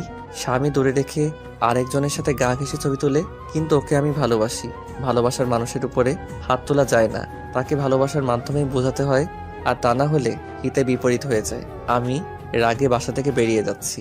খালামণি বলতে লাগলো, কোথায় যাচ্ছিস ফারাবি? ঈশিতা শাড়ি পরতে গিয়েছে, এক্ষুনি চলে আসবে। কি শাড়ি যে পরেছে তা আমি দেখেছি। আমার একটা জরুরি কাজ আছে, আমি চলে যাচ্ছি। কি এমন জরুরি কাজ যে এতদিন পরে সে ঈশিতার সাথে দেখা না করেই চলে যাচ্ছিস? ঈশিতা যদি জানতে পারে তাহলে কি হবে জানিস? কিচ্ছু হবে না, আমার কাজ আছে, আমি যাচ্ছি। চলে আসলাম বাসায়। খালামণি পিছন থেকে ডাকলো। রাগে এতটাই বিভোর ছিলাম যে কিছুই শুনিনি। বাসায় এসে সোফায় বসে আছি। আম্মু বলতে লাগলো, কিরে তুই আসলি, ঈশিতাকে আনলি না যে? ঈশিতাকে আমি আনবো কেন? ঈশিতার কি পা নেই? কি বলছিস তুই? তুই না গিয়েছিস ঈশিতাকে আনার জন্য? না, আমি যাইনি। আচ্ছা, ঈশিতা কি তোমার কাছে বলে ওদের বাড়ি গিয়েছিল? হ্যাঁ, কেন? তুমি কি ওকে হুকুম দিয়েছো যাওয়ার জন্য, নাকি ও বলেই চলে গিয়েছিল? ও বললো খালামণি আমি একটু বাড়িতে যাচ্ছি, বিকেলে চলে আসবো। হঠাৎ এই কথা কি জন্য জিজ্ঞেস করছিস বলতো? ও ওর বাড়িতে যাবে, এটা কি বলে যেতে হবে নাকি? অবশ্যই বলে যেতে হবে। তুমি জানো না, নিজের আপন বাবাও যদি মারা যায়, স্ত্রী স্বামীর হুকুম ছাড়া বাবাকে দেখতে যেতে পারে না। তুই তো ওই সময় ছিলি না। ছিলাম না ঠিক আছে, কিন্তু তোমার কাছ থেকে তো হুকুম নেওয়ার দরকার ছিল। আমার কাছে ভুলে গিয়েছে তো। কি এমন হয়েছে যে তুই এভাবে বলছিস? না, কিচ্ছু হয়নি, এমনি। ওইদিকে ঈশিতা শাড়ি পরে ওর রুমে গিয়ে দেখে কেউই নাই। ওর আম্মুকে জিজ্ঞাসা করলে ওর আম্মু আমার কথা সব খুলে বলে। ঈশিতা তা শুনে বিশ্বাসই করতে পারছে না যে আমি এসেছি। নিশ্চিত হওয়ার জন্য আম্মুকে ফোন দিল। আমি সোফায় বসে বারবিকিউ চানাচুর আর অমৃত মটর ভাজা খাচ্ছি। এমন সময় দরজায় কলিং বেলটা বাজতে লাগলো। আমি সোফা থেকে উঠে দরজাটা খুললাম। একজন বোরকা পরিহিত মহিলা দাঁড়িয়ে আছে, তার পিছনে একটা স্কুটি রাখা। আমি মহিলাটিকে লক্ষ্য করে বললাম, কাকে চাই? মহিলাটি কিছুক্ষণ আমার দিকে তাকিয়ে হঠাৎ আমাকে শক্ত করে জড়িয়ে ধরলো। আমি হতভম্ব হয়ে বলতে লাগলাম, আরে আন্টি, কি করছেন? ছাড়েন আমাকে, আমার শ্বাস নিতে কষ্ট হচ্ছে তো। কি শুরু করে দিয়েছেন? ছাড়ুন বলছি। কিন্তু আন্টি আমাকে আরো শক্ত করে জড়িয়ে ধরেছে। না, আর পারছি না, এবার বুঝি দমটা আটকে যাবে। অনেক কষ্ট করে বললাম, আরে আন্টি, আমার দম আটকে যাচ্ছে, ছাড়ুন আমাকে। সাথে সাথে আমাকে ছেড়ে দিয়ে মুখের পর্দাটা তুললো আর বলতে লাগলো, শয়তান, আমি আন্টি না, আমি তোমার ঈশিতা। এই কথা বলে আবারও জড়িয়ে ধরলো। এবার কিছু একটা স্বস্তি পাচ্ছি। 4 বছরের জমিয়ে রাখা ভালোবাসার অনুভূতিটা আবেগ হয়ে একসাথে বেরিয়ে আসতে চাচ্ছে। কিছুক্ষণ জড়িয়ে ধরে রাখার পরে বলতে লাগলো, দেখি তোমাকে, আমি তো বিশ্বাসই করতে পারছি না তুমি আমার সামনে দাঁড়িয়ে আছো। আমি যা ভেবেছি তাই, তুমি আগের চেয়ে খুব সুন্দর হয়ে গেছো, কিন্তু চেহারাটা সে পিচ্চি পিচ্চি রয়ে গেছে। কি হলো, কথা বলো না কেন? কি বলবো? কি বলবো মানে? তুমি বলেছিলে 15 দিন পরে আসবে, কিন্তু হঠাৎ করে চলে আসছো। তাহলে আমাকে মিথ্যে বলেছিলে কেন? আর তুমি এসে আমাদের বাসায় গিয়ে আমাকে না দেখে চলে আসলে। আমি কি কষ্ট করে শাড়িটা পরেছিলাম? আমি কি আর জানতাম তুমি আসছো? কি হলো, চুপ করে আছো কেন? কথা বলো। নাকি চেহারার সাথে মন দিল সব পাল্টে ফেলেছো? আমি ঠিকঠাক দাঁড়িয়ে রইলাম, কোনো কথা বলছি না। আসলে 4 বছরে ভালোবাসার জন্য ব্যাকুল হওয়া মনটা কিছু মুহূর্ত আগে ঈশিতার কাজকর্মের দৃশ্যগুলো দেখে ভালোবাসার জন্য ব্যাকুল হওয়া মনটাই হঠাৎ করে কালো ছোট্ট একটা দুঃখ এসে ভিড় করেছে। আম্মু হঠাৎ করে ঈশিতার কণ্ঠ শুনে বলতে লাগলো, ঈশিতা, তুই কখন আসলি? ঈশিতা আম্মুর কথা জবাব দিচ্ছিল। তাদের মাঝখানে আমি আম্মুকে লক্ষ্য করে বললাম, আমার মাথা প্রচন্ড ব্যথা করতেছে, আমাকে 1 কাপ কফি বানিয়ে দাও। আমি আমার রুমে সোফায় বসে মোবাইল টিপতে লাগলাম। ঈশিতা আম্মুর হাত থেকে কফির কাপটা নিয়ে আমার সামনে গিয়ে দাঁড়ালো। তারপর আমার হাতে কাপটা দিয়ে আমার গা ঘেঁষে বসলো। আমি মোবাইলটা পকেটে রেখে কফির মগে চুমুক দিচ্ছি।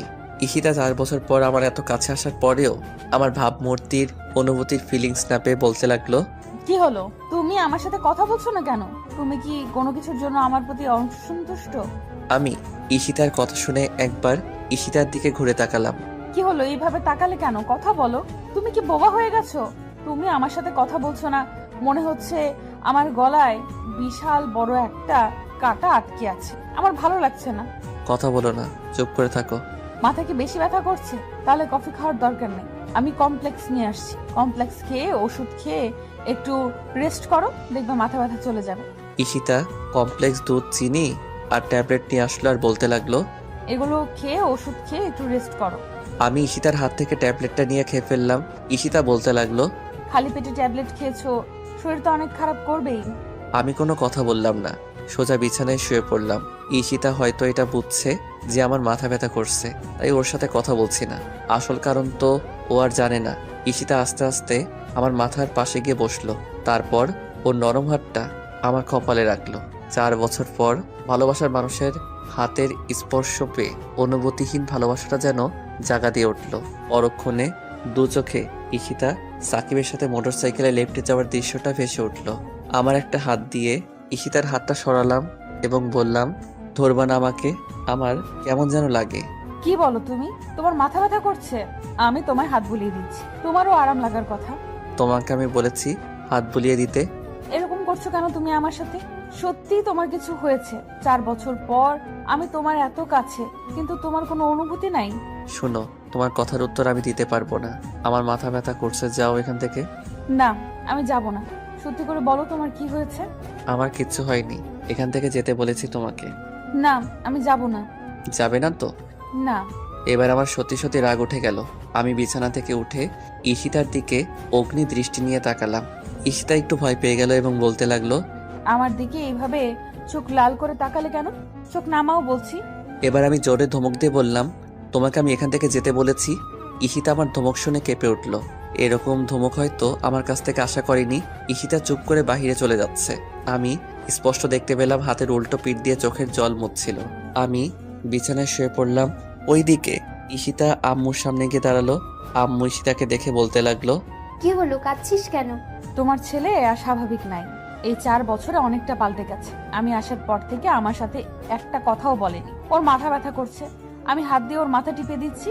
আমাকে বলে কি ওকে না ধরার জন্য। আমাকে চোখ লাল করে ধমক দিয়েছে। তোমার ছেলে সব সময় আমাকে ভয় পেত, আর এখন তোমার ছেলের চোখের দিকে তাকাতে ভয়ে কেঁপে উঠলাম। আমি ওর এরকম অগ্নি দৃষ্টির চোখ কখনো দেখিনি।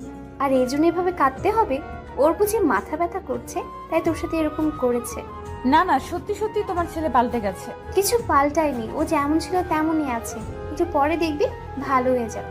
রাত 8টায় কারো গরম উষ্ণ নিঃশ্বাস আমার মুখে পড়ছে।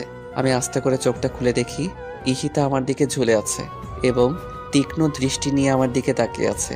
ঈশিতার ঠোঁট আমার ঠোঁটের এতই কাছে যে দুজন দুজনের নিঃশ্বাস অনুভব করতে পারছি। আমিও এক দৃষ্টি নিয়ে ঈশিতার মায়াবী চোখ জোড়ার দিকে তাকিয়ে আছি। ওর ঠোঁট অল্প অল্প কাঁপছে, কিছুক্ষণ আগে কান্নার কারণে, এবং গাল এবং নাক লাল হয়ে আছে। নাকের ডগায় কয়েক হাজার ছোট ছোট ঘামের ফোঁটা এসে জড়ো হয়েছে। 4 বছর পর ঈশিতাকে আমি সেই মায়াবী রূপে দেখছি, যে মায়াবী রূপের সাগরে আমি অনেক আগেই নিজেকে হারিয়ে ফেলেছি। দুজন নিস্তব্ধ নীরবতা পালন করতে লাগলাম। আমার 4 বছরের জমিয়ে রাখা গভীর ভালোবাসা জানান দিচ্ছিল যে ঈশিতার কাঁপা কাঁপা ঠোঁটগুলো নিজের আয়ত্তে নিয়ে নিতে, গভীর এক লম্বা চুম্বনে হারিয়ে যেতে। পরক্ষণে আমার মনে হয়ে গেল সাকিব আর ঈশিতার কিছু মুহূর্তের কথা। ধাক্কা দিয়ে আমার উপর থেকে ঈশিতাকে সরিয়ে দিলাম। তারপর সোজা ওয়াশরুমে ঢুকে ঠাস করে দরজাটা লাগিয়ে দিলাম। ঈশিতা আমার এরকম ব্যবহারে অবাক হয়ে গিয়েছে। এক দৃষ্টি নিয়ে আমার যাবার দিকে তাকিয়েছিল। ঈশিতা হয়তো আমার কাছে এরকম কখনোই আশা করেনি, যে ছেলেটার কাছে বিরার জন্য সবসময় পাগল হয়ে থাকতো।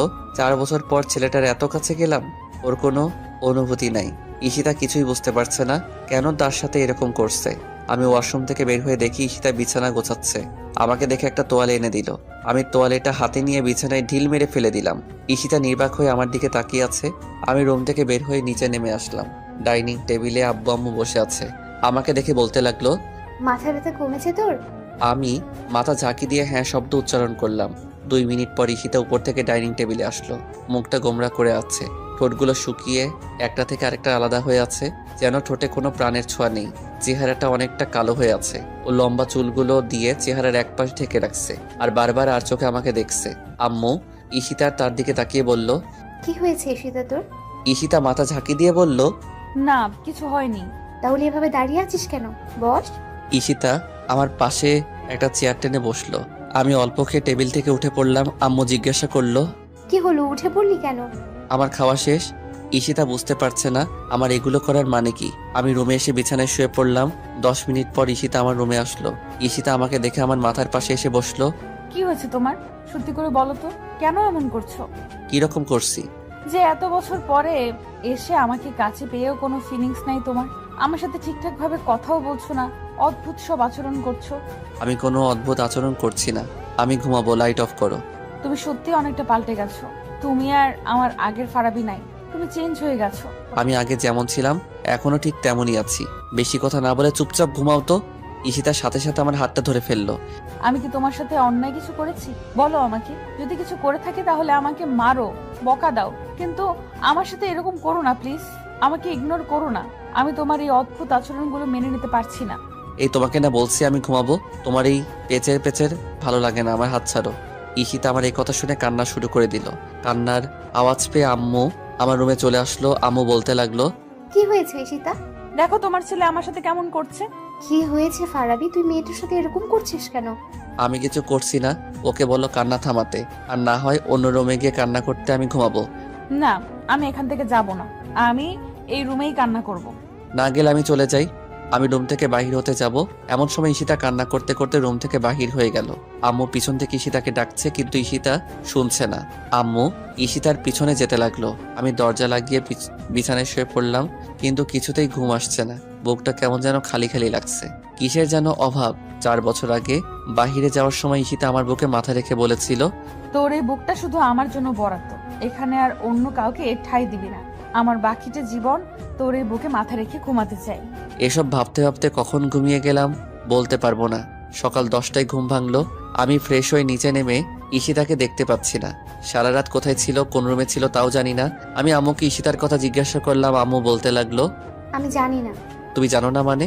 4 বছর পরে এসে মেয়েটার সাথে এরকম ব্যবহার করতে পারলি তুই? মেয়েটা সারা রাত ড্রয়িং রুমে সোফায় বসে কান্না করেছে, একটুও ঘুমায়নি। এখন কোথায়? চলে গেছে। চলে গেছে মানে? কোথায় চলে গেছে? ওদের বাসায়। আম্মুর কথা শুনে আমার রাগ উঠে গেল। যে কারণে 4 বছর পরে এত কাছে আসার পরে ওকে আপন করে নিতে পারিনি, আবারও না বলে ওই বাড়িতেই গিয়েছে। কেন গিয়েছে? সাকিবের সাথে কথা বলার জন্য। আমি একটা রিক্সা নিয়ে ঈশিতার বাসায় চলে গেলাম। রাগ একটু কমেনি। বাসার কলিং বেল চাপ দিতেই খালামণি এসে দরজা খুলে দিল। তারপর আমাকে ঈশিতার সম্পর্কে অনেক কিছু জিজ্ঞাসা করলো। আমি কোনো কিছুর প্রতি উত্তর না দিয়ে সোজা ঈশিতার রুমের কাছে চলে গেলাম। সাকিবকে বাসায় দেখতে পাচ্ছি না, হয়তো অফিসে চলে গিয়েছে। আমি ঈশিতার দরজার সামনে দাঁড়াতেই ঈশিতার স্পষ্ট কান্নার আওয়াজ শুনতে পেলাম। আমি দরজায় দাঁড়িয়ে ঈশিতাকে একটা ডাক দিলাম। সাথে সাথে কান্নার আওয়াজটা কয়েক সেকেন্ডের জন্য অফ হয়ে গেল। হয়তো বোঝার চেষ্টা করছে কে আমাকে ডাকে। আমি আবারও ঈশিতাকে ডাক দিলাম। এবার কান্নার আওয়াজটা একটু বেড়ে গেল, হয়তো বুঝে ফেলেছে আমি এসেছি। আমি আরো কয়েকটা ডাক দিলাম দরজা খোলার জন্য। না, প্রতিবারই কান্নার আওয়াজ বেড়ে চলেছে। আমি এক নাগাড়ে ডেকেই যাচ্ছি, আর ও এক নাগাড়ে কান্না করেই যাচ্ছে। অলরেডি 30 মিনিট ওভার হয়ে গিয়েছে। আমি দরজার বাইরে দাঁড়িয়ে ওকে ডাকছি, কিন্তু ও দরজা খুলছে না। এবার মেজাজটা একটু খারাপ হয়ে গেল। আমি দরজা জোরে ধাক্কা দিয়ে ডাকতে লাগলাম, দরজা খুলবে কি খুলবে না বলো। আর যদি দরজা না খুলো তাহলে এই বাড়িতে আজীবনের জন্য থেকে যেও। ওই বাড়িতে আর যাওয়ার দরকার নাই, আমি চলে যাচ্ছি। ঈশিতা তারপরও দরজা খুলছে না। এবার মেজাজটা আরো খারাপ হয়ে গেল। কি হলো, তুমি দরজা খুলবে না? আচ্ছা ঠিক আছে, দরজা খোলার দরকার নেই, যত পারো কান্না করো, আমি চলে যাচ্ছি। এ কথা বলে চুপ করে সাইড হয়ে দাঁড়িয়ে রইলাম। কিছুক্ষণ কোনো সারা শব্দ করলাম না। ঈশিতার কান্না অফ হয়ে গেল। হয়তো মনে মনে বলছে ও কি সত্যি সত্যি চলে গেছে। আমি কিছুক্ষণ চুপ করে থেকে আবারও দরজার সামনে গিয়ে ডাক দিলাম। আমি ডাক দেওয়ার সাথে সাথে কান্নার আওয়াজ শুনতে পাচ্ছি। হয়তো বলছে ও এখনো যায় নাই। মেয়েরা আর কিছু পারুক আর না পারুক, কান্না করে অনেক কিছু হাসিল করতে পারে, যে কোনো পুরুষকে ঘায়েল করতে পারে। কি হলো, তুমি দরজা খুলবে না? এবার যদি দরজা না খুলো তাহলে আমি সত্যি সত্যি চলে যাব। তারপর দেখি কি করো। না, আর থাকবো না। এবার সিঁড়ি দিয়ে নিচে নামতে যাব। এমন সময় দরজা খোলার আওয়াজ শুনতে পেলাম। আমি রুমের ভিতরে প্রবেশ করে দেখি মাথা নিচের দিকে দিয়ে বিছানার কাছে দাঁড়িয়ে আছে। আমি তার সামনে গিয়ে দাঁড়ালাম। সে মুখ অন্যদিকে ফিরিয়ে নিল। আমি আবারও সামনে গেলাম। সে এবারও অন্যদিকে মুখ ফিরিয়ে নিল। বুঝতে পেরেছি অনেকটা অভিমান করে বসে আছে, কিন্তু আমি তার অভিমান ভাঙাবো না। সে না বলে এখানে আসলো কেন? আমি তার হাতটা ধরলাম এবং বললাম, কার কাছে বলে এখানে এসেছো? ঈশিতা অবাক হয়ে আমার দিকে তাকালো। হয়তো এই মুহূর্তে এই কথাটা আমার কাছ থেকে আশা করেনি। সে হয়তো ভেবেছিল ও সারা রাত কান্না করেছে, রাগ করে অভিমান করে চলে এসেছে। আমি তার রাগ অভিমান ভাঙিয়ে বলবো, সরি, তোমাকে অনেক কষ্ট দিয়ে ফেলেছি। ওই সময় আমার কি হয়েছিল জানি না, তোমার সাথে এরকম ব্যবহার করেছি, আমাকে ক্ষমা করে দাও। কিন্তু আমি তাকে উল্টা জিজ্ঞাসা করছি, তুমি কার কাছে বলে এই বাড়িতে এসেছো? ঈশিতা কোনো কথা বলছে না, তাই আমি আবারও জিজ্ঞাসা করলাম, কি হলো, কথা বলো না কেন? কার কাছে বলে এই বাড়িতে এসেছো? কারো কাছে না। তাহলে আসলে কেন? কথা বলো, আমার কথার উত্তর দাও। তোমার সাথে এক রাত কথা বলি নাই, তুমি রাগ করে অভিমান করে চলে এসেছো। তোমার সাথে কথা বলি নাই, তুমি যতটুকু কষ্ট পেয়েছো তার চেয়েও বেশি কষ্ট পেয়েছি আমি। সারা রাত ঘুমাতে পারি নাই। 4 বছর পর তুমি আমার কাছে আসার পরেও কেন তোমার সাথে এরকম ব্যবহার করলাম জানো তুমি? ঈশিতা আমার কথা শুনে আমার দিকে অবাক হয়ে ঘুরে তাকালো। এক এক করে ঈশিতাকে সবকিছু খুলে বললাম। ঈশিতা বলতে লাগলো, বিশ্বাস করো তুমি, আমি সাকিবের সাথে মার্কেটে যেতে চাইনি। ও আম্মুকে অনেক রিকোয়েস্ট করে বলল, তারপরও আমি যেতে রাজি হইনি। কারণ তুমি যে বোরকা পরার জন্য বলেছিলে, ওই বোরকাটা ধুয়ে শুকাতে দিয়েছিলাম। কিন্তু আম্মুর অনেক রিকোয়েস্টের পরে ওই বোরকাটা যেটা তুমি পছন্দ না করো ওইটা পরে গিয়েছিলাম। আমি সরি, আর এরকম বোরকা কখনো পরবো না। আচ্ছা ঠিক আছে চলো, এবার বাসায় চলো। আর কখনো না বলে এই বাড়িতে আসবা না। যদি প্রয়োজন হয় আমাকে বলবা, আমি নিয়ে আসবো। ঈশিতাকে নিয়ে রাস্তায় দাঁড়িয়ে আছি, অনেকক্ষণ হয়ে গেল, একটা রিক্সাও পাচ্ছি না। না, আর দাঁড়িয়ে না থেকে দুজন হাঁটতে শুরু করলাম। দুজন পাশাপাশি হাঁটছি। ঈশিতার হাত আর আমার হাত বারবার স্পর্শ হচ্ছে, কিন্তু আমি ঈশিতার হাত ধরছি না। ঈশিতা হয়তো চাচ্ছে ওর হাতটা আমি ধরি, বারবার ওর হাতটা আমার হাতের সাথে ইচ্ছাকৃতভাবে স্পর্শ করছে। আমি একটু মজা নেওয়ার জন্য আমার হাত দুটো পকেটে ঢুকিয়ে ফেললাম। ঈশিতা আমার দিকে একবার তাকালো, হয়তো মনে মনে বলছে, শয়তান পোলা, হাত দুটো পকেটে ঢুকিয়ে ফেলছিস কেন? আমার সাথে ভাব ধরছিস? যা, তোর হাত ধরবই না। আমি পকেট থেকে একটা হাত বের করে ঈশিতার হাতটা ধরলাম। সাথে সাথে ঈশিতা আমার দিকে তাকালো। 4 বছর পর ভালোবাসার মানুষের হাত স্পর্শ করছি। হাতটা একদম পিচ্চি বাচ্চাদের হাতের মতো, দেখলে বোঝা যায় না 23-24 বছরের মেয়ের হাত। হাতে নখগুলো একটু বড়, প্রতিটি নখে লাল রঙের নীল পালিশ দেওয়া। আর হাতের মধ্যে সবচেয়ে বেশি ফুটে উঠেছে সেটা হলো আমার পরিয়ে দেওয়া রিং। আমি হাতটা ধরে অল্প একটু জোরে চাপ দিলাম। ঈশিতা কোনো সারা শব্দ করলো না। এবার আমি একটু জোরেই চাপ দিলাম। ঈশিতা এবার জোরে উফ করে উঠলো। আমি সাথে সাথে হাত ছেড়ে দিলাম। কি হলো, ব্যথা পেলে? যা, এত জোরে কেউ চাপ দেয়? ঈশিতার দিকে লক্ষ্য করে দেখি চোখে পানি টলমল করছে। না, সত্যি অনেকটা ব্যথা পেয়েছে, না হলে চোখে পানি আসতো না। এত জোরে চাপ দেওয়া আমার ঠিক হয়নি। আমি ঈশিতার সামনে গিয়ে ঈশিতার থোতায় হাত দিয়ে মাথা উপরে তুললাম। ঈশিতার চেহারার দিকে তাকিয়ে তো আমি বাকরুদ্ধ হয়ে গেছি। এতক্ষণ কথা বললাম, আমি তো চেহারার দিকে লক্ষ্য করি নাই। রাত থেকে এ পর্যন্ত কান্না করতে করতে চেহারার একেবারে বাজে অবস্থা করে ফেলেছে। চোখগুলো আগুনের মতো লাল হয়ে আছে, নাকের ডগায় মনে হচ্ছে রক্ত জমাট বেঁধেছে। বেশি কান্নার কারণে ফর্সা চেহারা সূর্যের লাল রক্তিম কালার ধারণ করেছে। না, এভাবে কষ্ট দেওয়া আমার ঠিক হয়নি। আমি গতকাল রাতে একটু বেশি করে ফেলেছি। হঠাৎ করে হয়তো আমার এমন ব্যবহার মেনে নিতে পারে নাই, তাই সারা রাত কান্না করেছে। আমি ঈশিতার 2 গালে হাত দিয়ে বললাম, এ কি, কান্না করতে করতে চেহারার কি বাজে অবস্থা করেছো? এইভাবে কেউ কান্না করে? তোর ব্যবহারের জন্যই তো। আসলে আমি রিয়েলি সরি। আমি বুঝতে পারিনি তুমি এতটা কষ্ট পাবে। কি করবো বলো, ওই সময় আমার মাথা ঠিক ছিল না। এক হলো মাথা ব্যথা, আর এক হলো তোমার চিন্তা। দোনোটা মিলিয়ে আমার মাথা নষ্ট করে দিয়েছিল, তাই মুখ দিয়ে যা এসেছে তাই বলেছি। এবারের মতো তোমার পিচ্ছি বরটাকে মাফ করে দাও। কোনো মাফ নাই। কেন, সরি বললাম তো, আর কখনো এরকম করবো না, তোমাকে কষ্ট দিব না। এবারের মতো মাফ করে দাও। বললাম তো কোনো মাফ নাই। তুমি আমাকে বেশি কষ্ট দিয়েছো, সারা রাত কান্না করিয়েছো। এত সহজে মাফ করে দিলে তুমি আমাকে আবার কষ্ট দিবে। আর কখনো কষ্ট দিব না, এই যে প্রমিস করে বলছি। না, হবে না। তাহলে কি করলে মাফ করবে? যা বলবো তা করবে তো? হ্যাঁ করব। কিছু শর্ত মানতে হবে। কি শর্ত? কি শর্ত আগে বলতে পারবো না। আগে তুমি বলো আমার শর্তগুলো মানবে কি মানবে না। হ্যাঁ মানবো। প্রথম শর্ত, গতকাল রাত থেকে কিছু খাই নাই, প্রচুর খিদে লেগেছে। এখন বাসায় গিয়ে আমাকে নিজ হাতে খাইয়ে দিতে হবে। কি বলো তুমি, কাল রাত থেকে কিছু খাও নাই, এই জন্য চেহারার এই অবস্থা করেছো। চলো এখন তাড়াতাড়ি বাসায় চলো। না, আগে আমার শর্তগুলো শোনো। শর্ত পরে শুনবো, আগে তাড়াতাড়ি বাসায় চলো। এইভাবে না খাইয়ে থাকলে শরীরে রোগ বেঁধে যাবে। কিচ্ছু হবে না আমার, আগে আমার শর্তগুলো শোনো। বললাম তো পরে শুনবো, আগে বাসায় চলো, বাসায় গিয়ে তারপর শুনবো। তার মানে তুমি আমার শর্তগুলো শুনবে না? আচ্ছা ঠিক আছে, তাড়াতাড়ি বলো। প্রথম শর্ত মনে আছে তো? হ্যাঁ আছে। তাহলে দ্বিতীয় শর্ত, আজকে থেকে আমি যা চাইবো তা অনায়াসে এনে দিতে হবে, কখনো না করতে পারবে না। আচ্ছা ঠিক আছে, এনে দিব। তাহলে তৃতীয় শর্ত, হ্যাঁ বলো। আমি যদি কখনো ভুল করি তাহলে আমাকে শুধরিয়ে দিবে, আর না হয় আমাকে বলবে, আমি শুধরিয়ে নিব। কিন্তু আমাকে না বলে তার কারণে আমাকে ইগনোর করা চলবে না। আমাকে দূরে সরিয়ে দিতে পারবে না, ধমক দিতে পারবে না।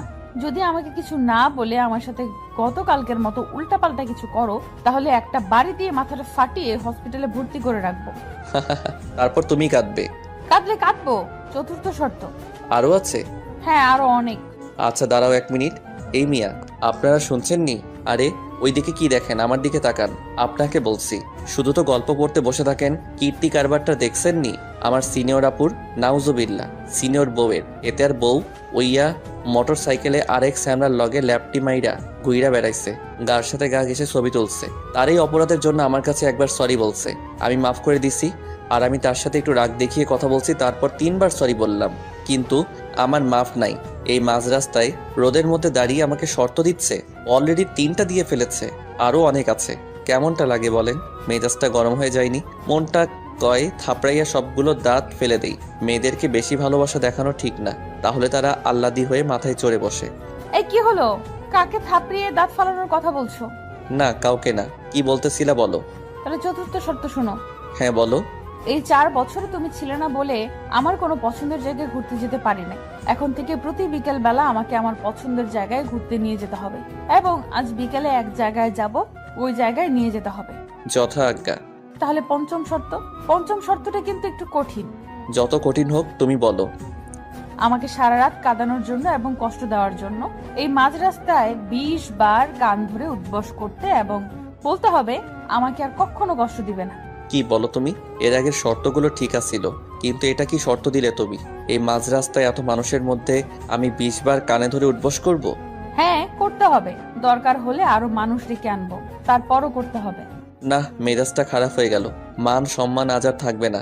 মন চাচ্ছে উপরে তুলে একটা আছাড় মারি। দেখতে তো পিচ্চি মাইয়ার মতো লাগে, হাত পা ছোট ছোট, মুখটা গোল, মনে হয় 16-17 বছরের মেয়ে। কিন্তু কে বলবে এই মেয়ের বয়স 23-24, আমার চেয়ে 1.5-2 বছরের বড়। এখন 20 বার কান ধরে উদ্বস করবা আর বলবা আমাকে আর কখনো কষ্ট দিবা না। 20 বার? ওই শাস্তিটা একটু কমানো যায় না? না, কমানো যাবে না। প্লিজ দেখো না, কোনো উপায় কমানো যায়নি? 20 বার উঠবস করলে আমি বাঁচবো? না, 20 বার ওই উদ্বস করতে হবে। আমাকে কষ্ট দেওয়ার সময় মনে ছিল না? 15 বার করি? না, 20 বার। কি আর করা, এখন 20 বারই উঠবস করতে হবে। আমি কানে ধরে উঠবস করতে যাব, দেখি রাস্তার সব মানুষ আমার দিকে তাকিয়ে আছে। হায় হায়, আজকে তো মান ইজ্জত সব প্লাস্টিক হবে আমার। আমি কান থেকে হাত ছেড়ে দাঁড়িয়ে রইলাম।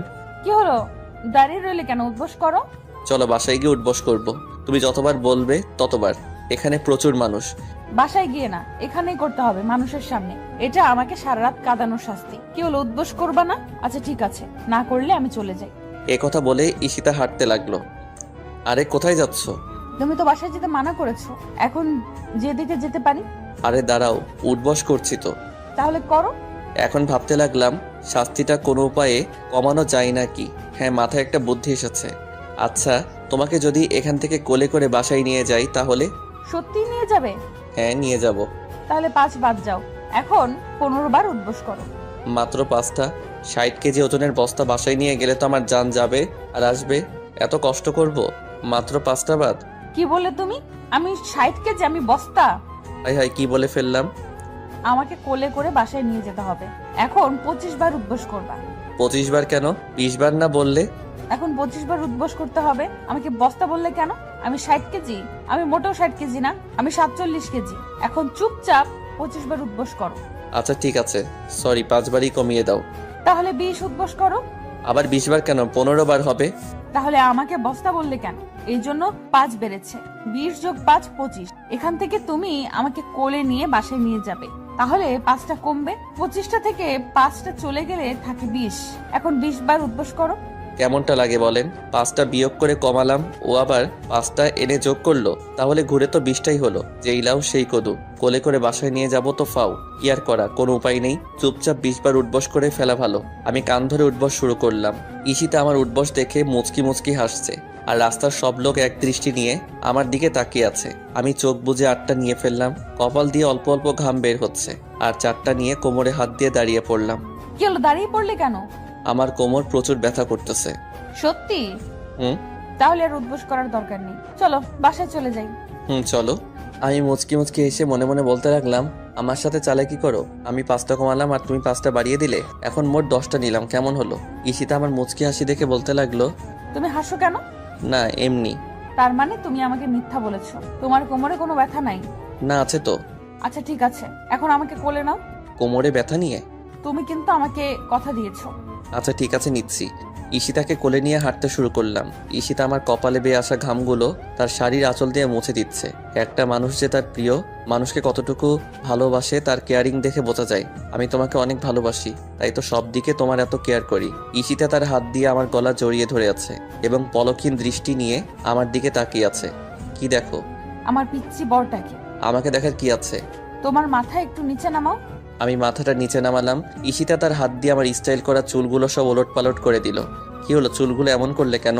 তোমাকে এত সুন্দর, এত স্মার্ট লাগে কেন? তাই বলে চুলগুলো তুমি এমন করবে? 100 বার করব। কেউ যেন তোমার দিকে না তাকায়, শুধু আমি দেখব। তাই? শুধু তুমি দেখবে? বাসার সামনে গিয়ে ঈশিতাকে কোল থেকে নামিয়ে দিলাম। দরজার কলিং বেল চাপ দিতেই আম্মু এসে দরজা খুলে দিল। আম্মু ঈশিতাকে দেখে বলতে লাগলো, কি হলো, চলে আসলি কেন? তোমার ছেলে নিয়ে আসছে। আমার ছেলে তো তোর সাথে গতকাল রাতে খারাপ ব্যবহার করেছে। তোমার ছেলে আমার কাছে প্রমিস করেছে আর কখনো এরকম করবে না, না হলে আমি আসতাম না। ফের যদি আবার এরকম করে তাহলে একেবারে চলে যাব, আর কখনো আসবো না। না, এখন আমাকে খাবার দাও, আমার প্রচুর খিদে লেগেছে। তোমার ছেলের জন্য একদিন না খেয়েছিলাম। ঠিক আছে, তুই টেবিলে বস, আমি খাবার দিচ্ছি। না, টেবিলে বসে খাবো না, তুমি খাবার দাও, আমি রুমে নিয়ে খাবো। আম্মু ঈশিতার দিকে তাকিয়ে একটা মুচকি হাসি দিল। মার চোখ ফাঁকি দেওয়ার মতো কেউ নাই। আম্মু হয়তো বুঝে ফেলেছে ঈশিতা কি জন্য রুমে খাবার নিয়ে খাবে। আমি রুমে এসে বিছানায় শুয়ে পড়লাম। 2-3 মিনিট পর ঈশিতা খাবার প্লেট হাতে নিয়ে রুমে ঢুকলো। দেখে আমি বিছানায় শুয়ে আছি, বলতে লাগলো, কি হলো, শুয়ে পড়লে কেন? উঠো বলছি। শুয়ে পড়ছি কি সাদে? তোমাকে কোলে করে নিয়ে আসতেই তো আমার জান শেষ। তার মানে বোঝাচ্ছ আমি অনেক উইট? আমি কখন বললাম তুমি অনেক উইট? এই যে বললে আমাকে কোলে করে নিয়ে আসতে আসতে তোমার জান শেষ, আর ভুলেও কখনো বলবো না আমাকে কোলে নেওয়ার জন্য। ঈশিতা রাগ করে খাবার প্লেট হাতে নিয়ে রুম থেকে চলে যাচ্ছে। আরে কোথায় যাচ্ছ? নিচে যাচ্ছি। খাবো না আমি? কেন, তুমি না বললে তোমাকে নিজ হাতে খাইয়ে দিতে? না, কেউ খাইয়ে দিতে হবে না, আমি খাবোই না। কেন? তুমি ওই সময় বললে আমি বস্তা, এখন বলছো আমি অনেক উইট, খাবো না আমি। আচ্ছা বাবা, সরি, আর কখনো এগুলো বলবো না। তুমি যখন বলবে তখনই তোমাকে কোলে নিব। সত্যি আমি যখন বলবো তখন নিবা তো? হ্যাঁ নিব। তাহলে এখন আমাকে কোলে নিয়ে খাইয়ে দিবা। কেমন মাইয়া বলেন, এখন বললো খাবে না, আবার এখনই বলে কোলে তুলে খাইয়ে দিতে হবে। কথা বললেই বিপদ। এখন যদি বলি তুমি না বললে আর কখনো কোলে উঠবা না, তাহলে রাগ খাবারের প্লেটে ফেলে দিয়ে চলে যাবে। এই সুন্দর কিউট মাইয়াগুলোর এত রাগী হয় কেন? ঈশিতাকে কোলে নিয়ে খাইয়ে দিচ্ছি। একটা লোকমা দিয়েছি, অনেক বড় দোগাল ফুলিয়ে চিবোচ্ছে, আর কি যেন বলার চেষ্টা করছে, কিন্তু মুখ দিয়ে শুধু শব্দ বের হচ্ছে। আমি হাত দিয়ে ইশারা করে বললাম, আগে খেয়ে নাও, তারপর কথা বলবা। ঈশিতা মুখের ভাত শেষ করে বলতে লাগলো, এত বড় লোকপা দিয়েছো কেন? আমার চাবাতে অনেক কষ্ট হয়েছে। তুমি না বললে তোমার অনেক খিদে লেগেছে? তাই বলে সব একেবারে দিয়ে দিবা নাকি? ছোট ছোট লোকমা দাও। আচ্ছা ঠিক আছে। এবার ঈশিতাকে একটা ছোট লোকমা দিলাম, তারপরও দুগাল ফুলিয়ে চাবাচ্ছে। আমি জিজ্ঞাসা করলাম, এবার তো ছোট লোকমা দিলাম, তাহলে দুগাল ফুলিয়ে চাবাচ্ছ কেন? একটা ঢোক গিলে বলতে লাগলাম, এটা আমার ছোটবেলার অভ্যাস। আমি ঈশিতার খাবারের স্টাইল দেখে আমার হাসি উঠে গেল। ঈশিতার কাছে পিচ্চি বাচ্চারাও হার মানবে। বাচ্চারা মনে হয় এই সিস্টেমে খাবার খায় না। ঈশিতাকে খাবার খাওয়ানো শেষ করতেই দেরি, আম্মু ডাক দিতে দেরি নয়। একটু রোমান্স করবো সেই সুযোগটা পেলাম না। আমি গোসল দিয়ে মসজিদে নামাজ পড়তে চলে গেলাম। নামাজ শেষ করে মসজিদে কিছুক্ষণ কোরআন তেলাওয়াত করে তারপর বাসায় আসলাম। বাসায় এসে দেখি টেবিলে খাবার রেডি, সবাই মিলে খাওয়া দাওয়া করলাম। ঈশিতা আগে উঠে চলে গেল। আমি আব্বুর সাথে একটা বিষয় নিয়ে কথা বলতেছি। আব্বুর সাথে কথা বলা শেষ করে আমি আমার রুমের দিকে পা বাড়ালাম। রুমে ঢুকে দেখি ঈশিতা ড্রেসিং এর আয়নার সামনে বসে চুল আঁচড়াচ্ছে। আমি দরজাটা লাগাতে গিয়ে দরজাটা একটু জোরে আওয়াজ হলো। ঈশিতা হকচকিয়ে বলল, কে? ঈশিতা এত জোরে কে বলছে? আমি একটু ভয় পেয়ে গেলাম। এমন তার ছেড়ে আমি দেখি নাই। এ বাসায় আব্বু আম্মু আমি আর ঈশিতা ছাড়া কেউ নাই। তাহলে রুমে কে আসবে? ঈশিতা আমার দিকে তাকিয়ে আছে। আমিও এক দৃষ্টি নিয়ে ঈশিতার দিকে তাকিয়ে, ওকে খুব সুন্দর লাগছে। আমি একটু মজা নেওয়ার জন্য সিনেমায় অ্যাক্টিং শুরু করলাম। দেখি ঈশিতা কি করে। হাই সুন্দরী, তুমি আমাকে চিনো না? আমি কে? কিছুদিন আগে সবার সামনে তুমি আমার গালে থাপ্পড় দিয়েছিলে। আমি আজ তার প্রতিশোধ নেব। এই নির্জন বাসায় তোমাকে একা পেয়েছি। আজ কেউই তোমাকে আমার হাত থেকে রক্ষা করতে পারবে না। হা হা হা হা। আমি তোদের মতো সন্ত্রাসীকে ভয় পাই না। তাই নাকি সুন্দরী? আজ তোমাকে দেখাবো ভয় কত প্রকার ও কি কি। এ কথা বলে আমি ঈশিতার দিকে এগিয়ে যেতে লাগলাম। ঈশিতা বলতে শুরু করলো, প্লিজ আপনি আমার কাছে আসবেন না, আমি কিন্তু চিৎকার করব, লোক ডাকবো। হাই হাই, এ তো দেখি অ্যাক্টিং এ আমার ওস্তাদ। হা হা হা। চিৎকার করে কোনো লাভ হবে না সুন্দরী, তোমার চিৎকার শুনে কেউ আসবে না। তাই চুপচাপ বসে থাকো আর আমার লীলা খেলা দেখতে থাকো। আমি ঈশিতার দিকে এগিয়ে যেতে লাগলাম। ঈশিতা বলতে লাগলো, তুই আমার কাছে আসবি না শয়তান, তুই আমার স্বামীকে চিনিস না। আমার স্বামী যদি একবার জানতে পারে তাহলে তোকে জ্যান্ত মাটিতে দিয়ে ফেলবে।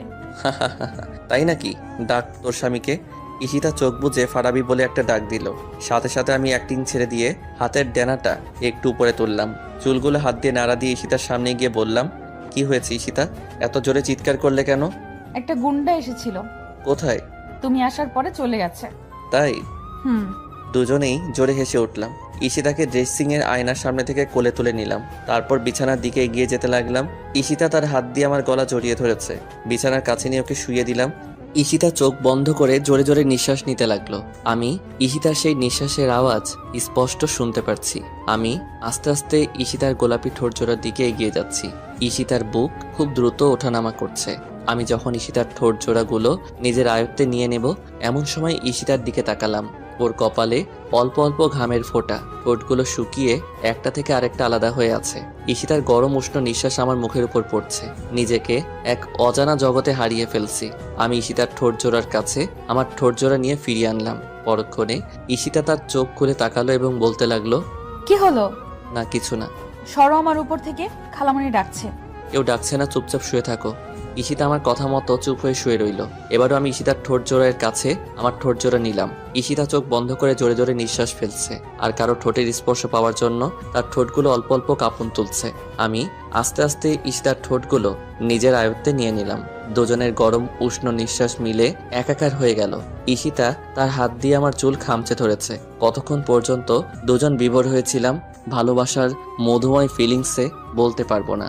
কিছুক্ষণ পর ঈশিতা আমাকে ধাক্কা দিয়ে নিচে ফেলে আমার বুকে এসে শুয়ে পড়ল এবং জোরে জোরে হাঁপাতে লাগলো। আমি বড় বড় কয়েকটা নিঃশ্বাস নিয়ে ঈশিতাকে বললাম, এখন ওঠো, আমার একটু বাইরে যেতে হবে।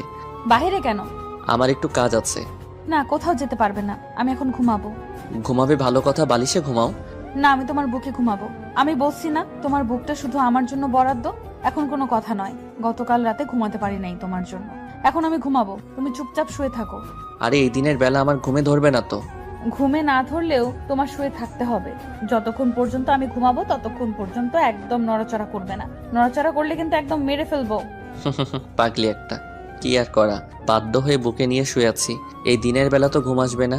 ঈশিতার দিকে তাকিয়ে দেখি চোখের পাতা একবার খুলে একবার বন্ধ করে, ছোট বাচ্চাদের মতো চুপটি করে আমার বুকে শুয়ে আছে। ওর লম্বা চুলগুলো দিয়ে মুখের একপাশ ঢাকা। ওকে ঘুমন্ত অবস্থায় খুব মায়াবী লাগছে। মুখের চুলগুলোতে হাত দিয়ে সরিয়ে কপালে একটা চুমু এঁকে দিলাম। ঈশিতা সাথে সাথে একটু নড়ে চড়ে আমাকে শক্ত করে জড়িয়ে ধরলো। ঈশিতাকে বুকে নিয়ে শুয়ে থাকতে থাকতে কখন যে নিজেই ঘুমিয়ে গেলাম বলতে পারবো না। বিকাল 5টা ঈশিতা আমাকে ঘুম থেকে ডেকে তুলে তাড়াতাড়ি ওয়াশরুমে পাঠিয়ে দিল। আজকে নাকি ওকে ওর পছন্দের জায়গায় নিয়ে যেতে হবে। ওয়াশরুম থেকে বের হয়ে দেখি ঈশিতা দাঁড়িয়ে আছে তোয়ালে হাতে।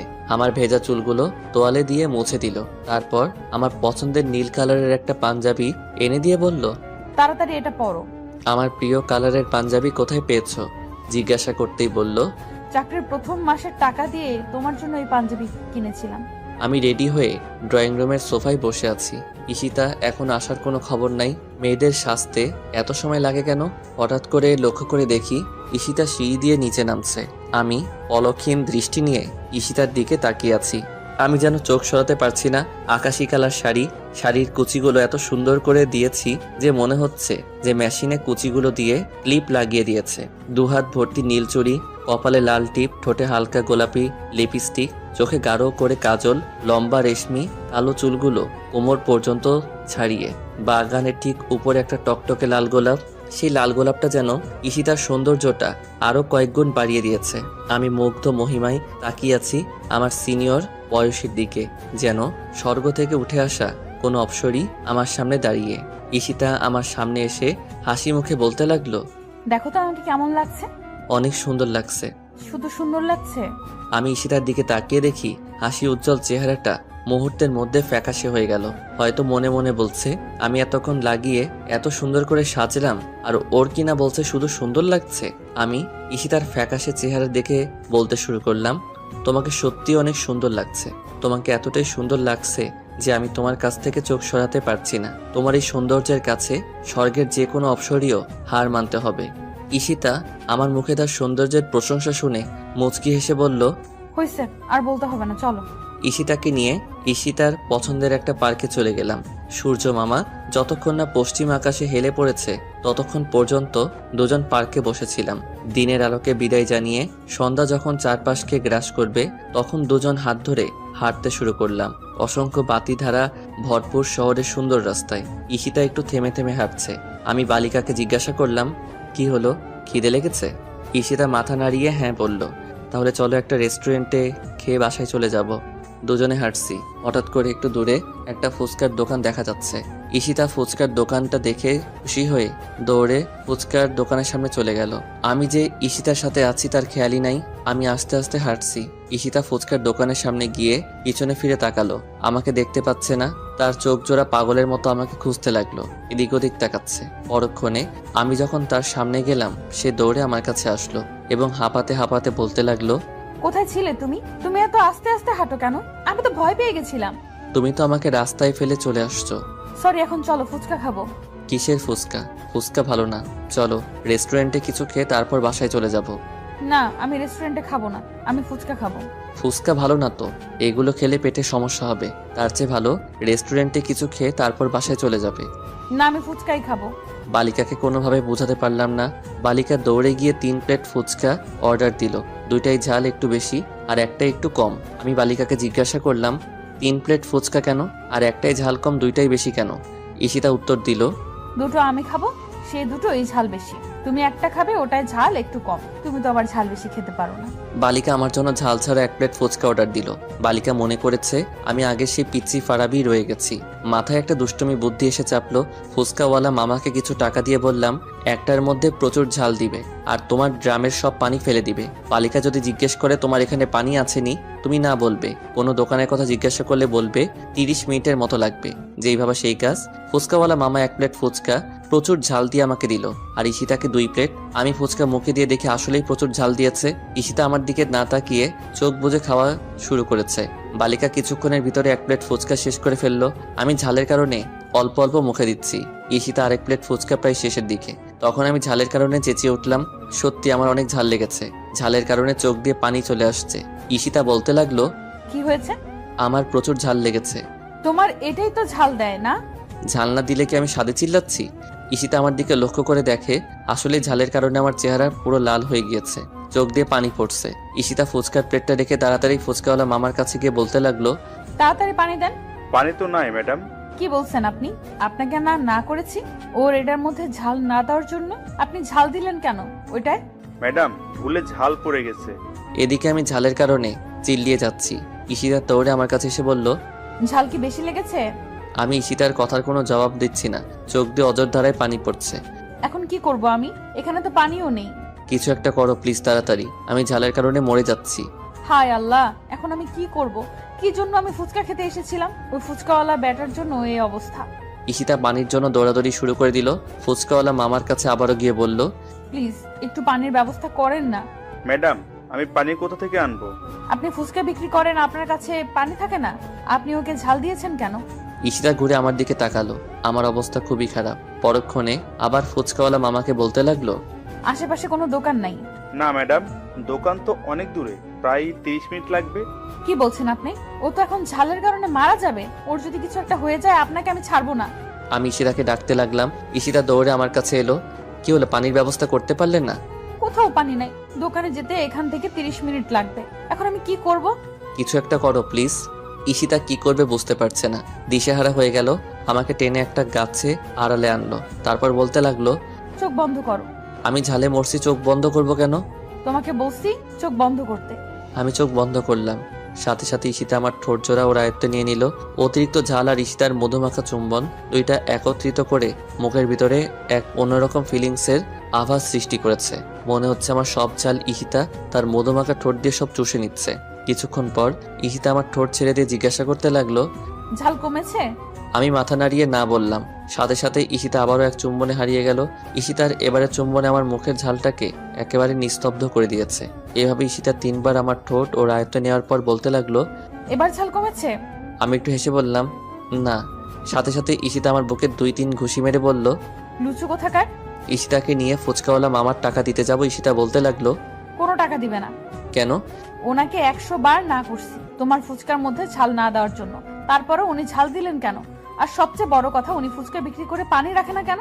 ঈশিতাকে অনেক বুঝিয়ে ফুচকাওয়ালা মামার টাকা দিয়ে হাঁটতে লাগলাম। হাঁটতে হাঁটতে মেন রোড ছেড়ে একটা ছোট রাস্তায় চলে এসেছি। ঈশিতা আমার একটু আগে আগে হাঁটছে। নিস্তব্ধ পরিবেশ। এই রাস্তায় তেমন মানুষ নাই। জনমানবহীন শূন্য রাস্তা। হয়তো খুব কম সংখ্যক লোক এই রাস্তাটা ব্যবহার করে। আমি মনে মনে বলছি, কোন রাস্তায় চলে আসলাম? এই রাস্তা দিয়ে তো আমি কখনো যাইনি। রাস্তার ল্যাম্পপোস্টের বাতিগুলোর একটু দূরে দূরে, এত দূরে দূরে বাতি দেওয়ার মানে কি? চারপাশে অসংখ্য বড় বড় মেহগনি গাছ। সেই মেহগনি গাছের কারণে রাস্তাটাকে একটু অন্ধকার দেখা যাচ্ছে। চারপাশ থেকে অসংখ্য ঝিঝি পোকার ঝিঝি শব্দ কানে আসছে। পরিবেশটাকে আমার কাছে তেরকম সুবিধার মনে হচ্ছে না। হঠাৎ করে তীব্র একটা ঠান্ডা একটা বাতাস শরীরে এসে লাগলো।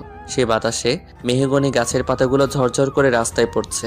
গাছে ডাল একটার সাথে আরেকটা বাড়ি খাচ্ছে। আকাশের দিকে তাকিয়ে বুঝতে পারলাম মেঘের পূর্বাভাস, কিছুক্ষণ পরে হয়তো বৃষ্টি নামবে। ঠান্ডা বাতাস আর অল্প অন্ধকার রাস্তা, এই পরিবেশটা দেখে গাটা কেমন যেন একটু হিমশীতল হয়ে এলো। আমি পরক্ষণেই সামনে তাকাতে দেখি বিশাল বড় একটা কবরস্থান।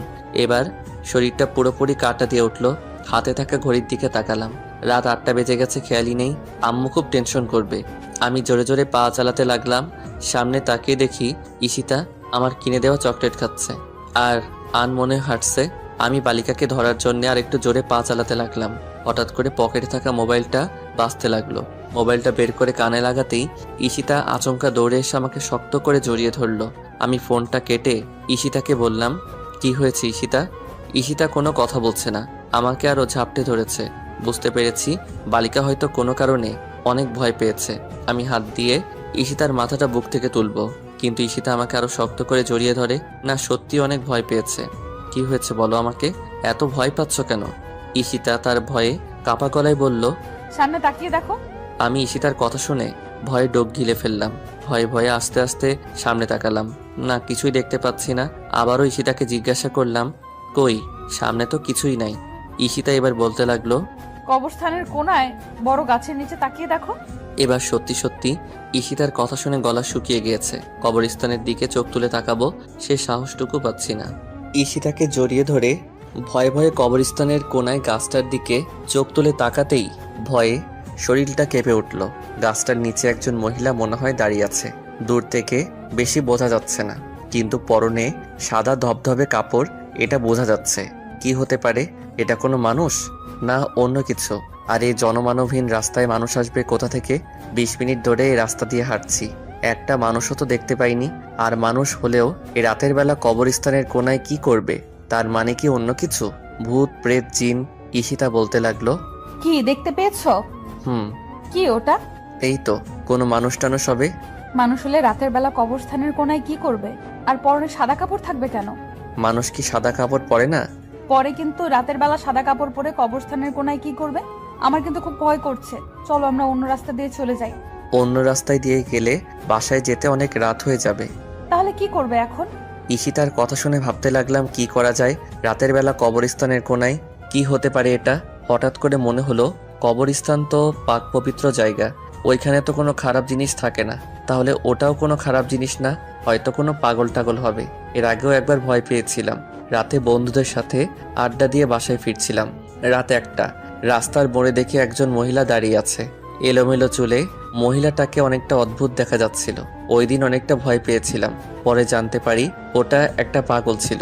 আজ হয়তো ওরকমই কিছু একটা হবে। আমি ঈশিতাকে বললাম, চলো আস্তে আস্তে হাঁটতে থাকি, দেখি এটা কি হতে পারে। ঈশিতা আমার পিছনে তার দুহাত দিয়ে আমার হাত শক্ত করে ধরেছে। যত সামনে আগাচ্ছি ততই ভয় লাগছে। দোয়া দুরুদ যা মুখস্থ ছিল সব পড়তে লাগলাম।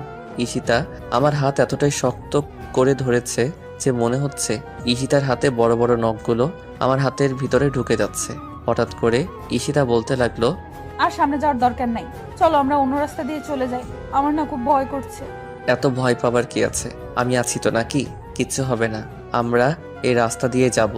ঈশিতা বলতে লাগলো, আমার কি মনে হচ্ছে জানো? কি?